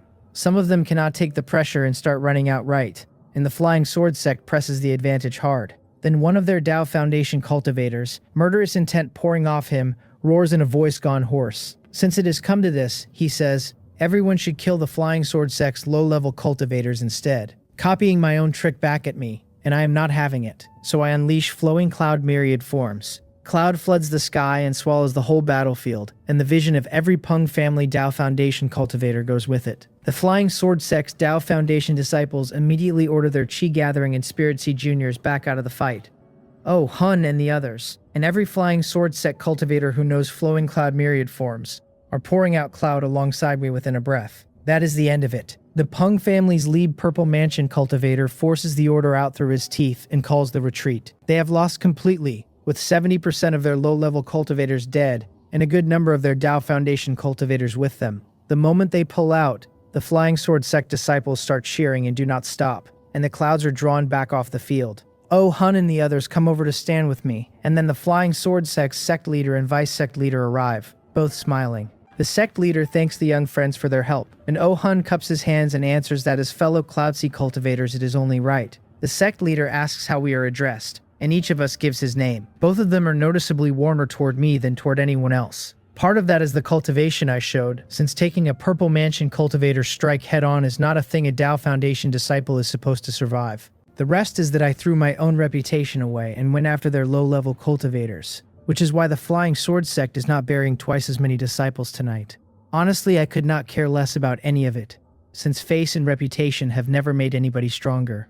We are still talking when an old man is simply standing among us, saying without hurry that we have done well and that there will be rewards waiting when we return to the sect. Both sect leaders and Oh-hun and the rest go rigid and cup their hands at once, greeting the Grand Elder, and I follow half a beat behind them. The Grand Elder looks at me, smiles, and singles me out to say that this lad is not bad at all, and I thank him for the praise with my hands cupped. He waves the formalities away, says we will speak elsewhere, and walks off toward the interior of the Flying Sword Sect. The sect leader tells his Tao Foundation cultivators to take the juniors out and clear the battlefield. Then the 2 sect leaders and the rest of us follow the Grand Elder in. The Grand Elder takes the main seat in the Flying Sword Sect's main hall, and the rest of us stand along the walls, nobody willing to sit first. He waves a hand and tells everyone to sit. We bow our thanks and fill the chairs one by one. The Flying Sword Sect leader speaks first, worry plain on his face. He tells the Grand Elder that the sect drove the Pung family off, but that they came with too much momentum to let the matter drop. If the next wave brings more Purple Mansion cultivators,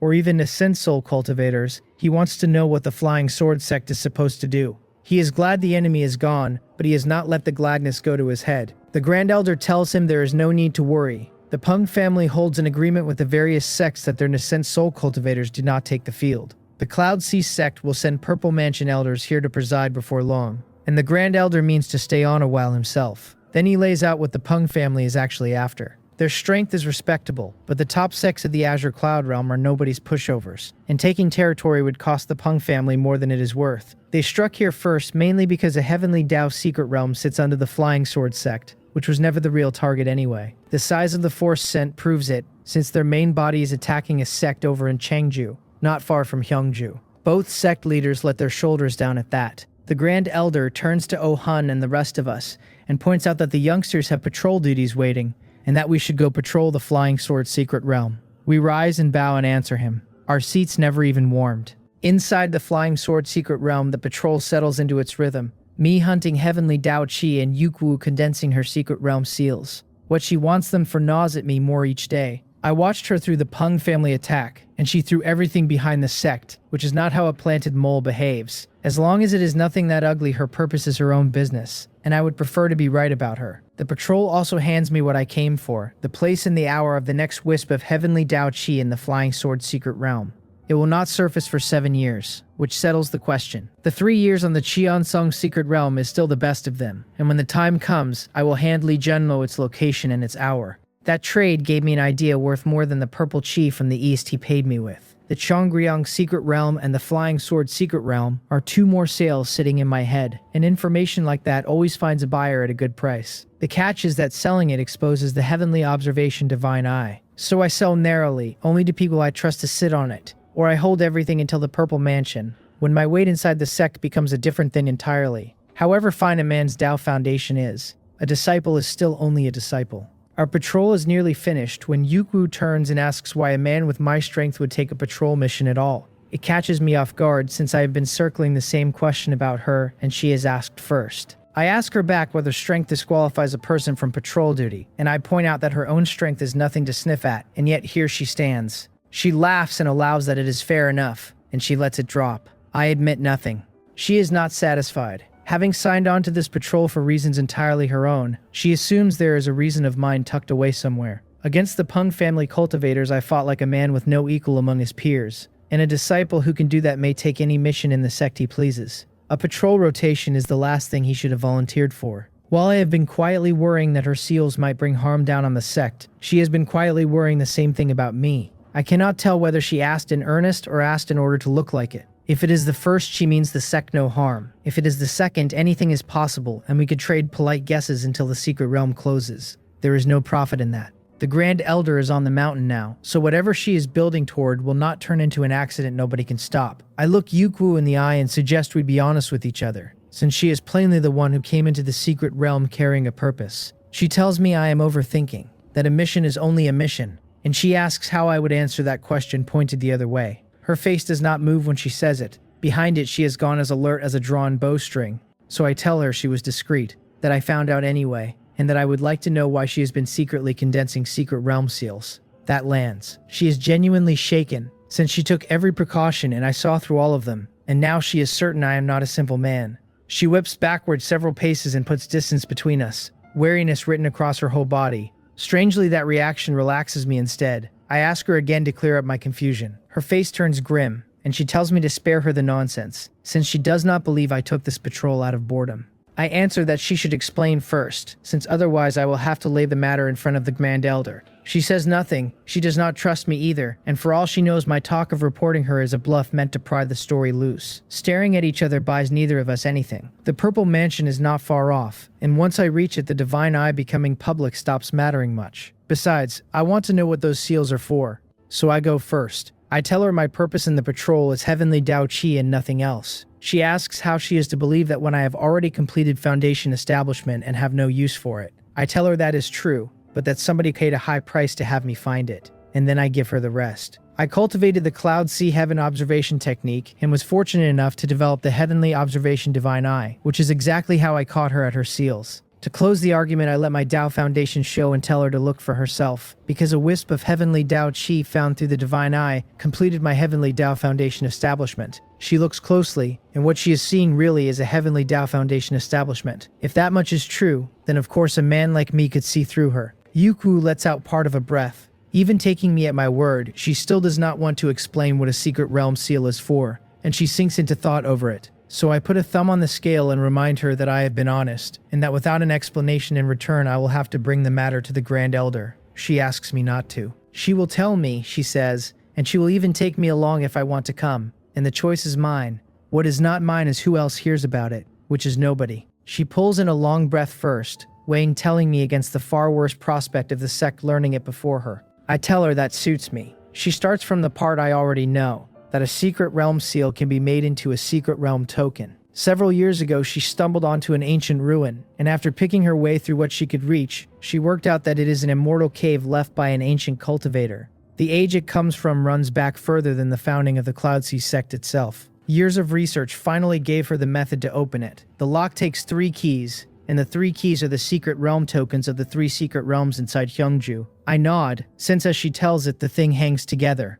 A secret realm token already works as a token of authority, so an ancient cultivator keying his own immortal cave to 3 of them is reasonable enough. What does not hang together is the ease of it. She found the ruin by accident and cracked the method after a few years of reading. If a prize that rich comes apart so easily, somebody in the centuries before her should have found it. Or the method, or both. That leaves 2 possibilities. A trap laid by the ancient cultivator, or an immortal cave emptied generations ago with nothing worth carrying left in it. I tell her so to her face. Her answer is that the method came out of the Sects library pavilion, where those old records are kept. The books make clear that people from ordinary forces would never stumble onto the way in. Whether somebody has already been inside, she cannot say. Either way, she is going. If I am worried, I do not have to set foot in it, and all she needs from me is silence. Her tone leaves no room in it. She has no special physique. Inside the Cloudsea Sect, mortal body cultivators who reach the Dao Foundation realm are already a minority. Those who reach the Purple Mansion are few, and those who reach the Nascent Soul are rarer still. Anyone standing where she stands needs resources and opportunities more than the fortunate ever will. She has finally found an ancient ruin, keyed to the tokens of the 3 great heavenly Dao secret realms of Hyungju. She has carried it alone without breathing a word to the Sect, because reporting it would earn her a reward while opening it herself, might earn her everything. It is a gambler's arithmetic and she knows it. But what if she wins the bet? For a mortal body cultivator, there is no road to the Purple Mansion, to a foreign Nascent Soul, to anything past that which does not run through fighting and clawing and gambling. Every last one of them would trade the whole business tomorrow to be born like the disciples, with special physiques, who need only cultivate steadily and watch their realm climb into the clouds.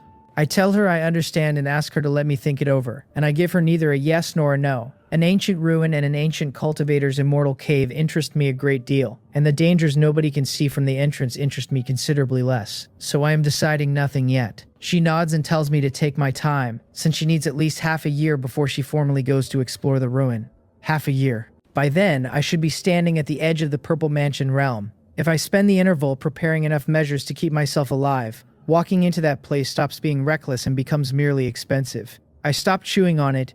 We finish the patrol and start back toward the secret realm exit, and on the way, she asks about the heavenly observation divine eye. One question after another. She did not expect this junior brother of hers to be so formidable, a man who has already made a success of body refining and cultivated the divine eye besides. That is a fair share of why she told me about the ruin at all. She would rather walk into it beside me, since she knows what the divine eye can do, and with it at her shoulder, her odds of carrying out the opportunity improve enormously. I remind her to keep the divine eye to herself for now, and she agrees without hesitating. So the two of us are holding each other's small secrets. Neither would cause much damage if it got loose, but the exchange has left her feeling that we have become comrades standing in the same line, and she likes the feeling. Set against all those months of planning alone, she is carrying the weight far more easily. She has also made her peace with the worst version of it. If I stay behind and something happens to her down in that ruin, at least she will not vanish in silence, because one person alive will know the ground she died on. She says it almost warmly. If she goes in and does not come out for a long stretch, she hopes I will report the ruin to the Sect. The Sect would send people to explore it, and might even bring her remains back out. If her luck holds and she is only trapped rather than dead, she might even be walking when they find her. She is smiling by the end of it. I nod and say nothing, because she is not joking. The Cloud Sea Sect is a power in this world and still loses disciples up beyond its own mountains all the time. Each one a cultivation path that simply stops. Nobody walking this road gets a lifetime of calm weather. We reach the exit and find Oh-hun and the others already waiting. He tells us the mission counts as complete, and that we may as well go. Nobody treats the assignment as a loss, since the Grand Elder said plainly that helping the Flying Sword Sect would be rewarded once we were home. The 7 of us clear the secret realm, and before setting off we call on the Grand Elder to report ourselves out. He tells us he has already sent word of what we did up to the Sect, and that somebody will hand us our rewards when we arrive. The flying boat runs at full speed the whole way, every one of us turning over what the Sect might give. I am no exception. I earned mine. Back at the Cloud Sea Sect, we go straight to the mission hall to close out the patrol and hand back the secret realm warrant. The Elder there takes the warrant, transfers the contribution points the patrol is worth, and then moves on to what we came for. A large sum of contribution points lands on each disciple's token for assisting the Flying Sword Sect, and after that each of us receives 3 jade plaques. They are the same kind of reward plaque we were given at the Flowing Cloud trial, redeemable at the halls that stock what they name. Mine are engraved for 1 cultivation technique, 1 top-grade magic treasure, and 1 top-tier Dao law. The cultivation technique plaque carries only those 2 words, which means any single cultivation technique I care to name, and the other 2 say exactly what they say. The top-grade magic treasure is the one that matters, and it is honestly more than I expected. That makes me curious what everyone else is holding. The plaques all look alike, but they cannot possibly be the same, since no sect on this mountain is rich enough to hand out 7 top-grade magic treasures in one afternoon. A cultivation technique or a Dao law costs the sect the same whether it gives 1 away or 50. A magic treasure of that grade does not work that way, so I keep my mouth shut and put the plaques away, and Oh-hun and the others study their own with obvious delight, and ask nobody what they got. Finding out somebody else did better only buys a man his own disappointment. Oh-hun cups his hands and tells us the mission is over, and we should part ways and that all of us are welcome at his immortal cave whenever we have time. The rest exchange pleasantries and drift off until only Yukwu and I are left outside the mission hall. She asks what the sect gave me. I tell her everyone should be much the same. A cultivation technique, a Dao law, and a magic treasure, and she smiles and calls me truly cautious. She points out that I perform better than anyone out there, that the sect certainly knows about my Heavenly Dao Foundation establishment, and that my rewards are therefore better than theirs. The cultivation technique and the Dao law might match, she allows, but the magic treasure they gave me has to be high grade at the least, and more likely top grade. I smile and say nothing, because there is nothing to be surprised about. She is the only one of the 7 who knows what my foundation establishment is, and with a Heavenly Dao Foundation establishment, the sect will naturally take better care of me. That is simply how it works. We are all Dao Foundation disciples, and a man with an earthly Dao or a human Dao Foundation establishment is not going to be weighed the same as one with the Heavenly Dao. Yukwu has decided she stands on my side of things, so she hands over her own plaques for me to look at. The cultivation technique and Dao law plaques match mine exactly. The magic treasure plaque reads medium grade magic treasure, which is more than a small step down from top grade, and still a decent haul. For Dao Foundation cultivators like us, coming away with even a low-grade magic treasure is a good day. I do not own a single magic treasure. I've been pouring everything into cultivation instead. That is why I fought the Peng family with the Azure Sky Dragon transformation art and my bare hands. Any magical artifact I could have brought would have been worse than my own fists. Perhaps the sect weighed that too before writing top grade on my plaque. I tell Yukwu I have matters to see to and take my leave. She nods, gives me the location of her immortal cave, asks for mine, and we go our separate ways. The The Cultivation Method Tower comes first, where I spend the Cultivation Technique plaque on the second volume of the Azure Sky Dragon transformation art. The second volume is called the Dragon Scale Volume, and cultivating it grows dragon scales. Perfection takes 3,600 of them, and reaching perfection carries the body refining realm to the perfection of the fifth realm. Then I walk over to the equipment hall and put the top grade plaque on the counter. The disciple at the counter is not authorized to decide anything at that grade and contacts the hallmaster, who turns out to be a Purple Mansion elder himself. The elder arrives quickly and leads me into a side room. He sets 5 top-grade magic treasures floating in the air before me, each running over with spiritual light and carrying an aura that does not belong to ordinary work. The first is a long sword covered in flowing cloud patterns. Its blade slender, its light cold and clear, a faint dragon's roar riding under the edge. He names it the Flowing Cloud Cold Light Sword. The second is a crimson great seal engraved with flame patterns and giving off a scorching pressure, named the Blazing Fire Mountain Suppressing Seal, and the 2 of them are the offensive pieces of the set. The third is a cloud-patterned treasure robe as thin as gauze, shimmering with 5 colors that turn as I watch, named the 5-colored Cloud Mist Robe, and it is a defensive magic treasure. The fourth is a small green flying shuttle, with wind patterns flowing across its surface, named the Chongnan Wind Chasing Shuttle. It is built purely for flight, and fast enough to be worth its weight the day somebody needs to run. The last is a bronze cauldron on 3 legs with 2 ears, ancient in design. Its body is engraved with complex fire-gathering and temperature-control formations, and its lid carries the image of a spiritual crane circling. He names it the Green Crane Spirit Nurturing Furnace, a top-grade magic treasure suited to alchemy above all. It can be turned on an enemy if it comes to that, though never as well as a piece built to kill. Then he asks his nephew which one he would like. Nephew is fair enough. I am a Tao Foundation realm cultivator now, and though I have never formally taken a master, the seniority inside the sect makes the word correct. Out of an elder's mouth it carries a little warmth besides. He does not know me from anyone, but he knows what a top-grade magic treasure plaque means in the hands of a Tao Foundation disciple, and he has already worked out that this nephew is worth knowing. My own artifact refining is not the work of an amateur, so I go over all 5 carefully before I answer. Then I tell my junior martial uncle I will take the Flowing Cloud Cold Light Sword. There is no clever reason for it. The sword is simply the finest thing on the table. It fits the cultivation technique I practice as though it were forged alongside it, and it reads like an advanced flying sword built on the bones of the Flowing Cloud Sword. A flying sword kills well enough on its own and doubles as a flying magic treasure, so there is no loss anywhere in the choice. The elder praises my eye as he hands it over, and I tell him he overpraises me, that everything in the equipment hall is excellent and I simply prefer flying swords. That widens his smile considerably. Danso peek next, and Lee Junmo's residence. His face lights up the moment he sees me at the gate, and he waves me inside and pours the tea himself. He does not ask outright, but the way he sets the cup down tells me he has thought about nothing except Heavenly Dao Qi since the day I left. So I tell him to sit, that what I promised is done, and that of the 3 great Heavenly Dao secret realms, the Qiansung secret realm will produce a wisp first, 3 years from now. Then I give him the hour and the place. He fixes both in memory with his whole face alight and thanks me with cupped hands. I wave it off, since I already took his purple chi from the east, and a trade is a trade. For me it is a trade. For Lee Junmo it is the rest of his life. For a Spirit Sea Realm cultivator, Heavenly Dao Qi decides whether Heavenly Dao Foundation establishment ever happens at all. He carries a golden Spirit Sea, so if he lands that wisp, the resources the Sect spends on him afterward will not be small. Once he cultivates into the Purple Mansion, with enough work behind him, he would stand a real chance at a high-grade Purple Mansion. Strong at one step means strong at every step after it. A high-grade Purple Mansion opens the door to condensing a first-grade nascent soul at the Nascent Soul Realm. Nascent souls run in 3 grades of their own, numbered 1, 2, and 3 rather than high, middle, and low. Grade 1 is the strongest, and Grade 3 the worst.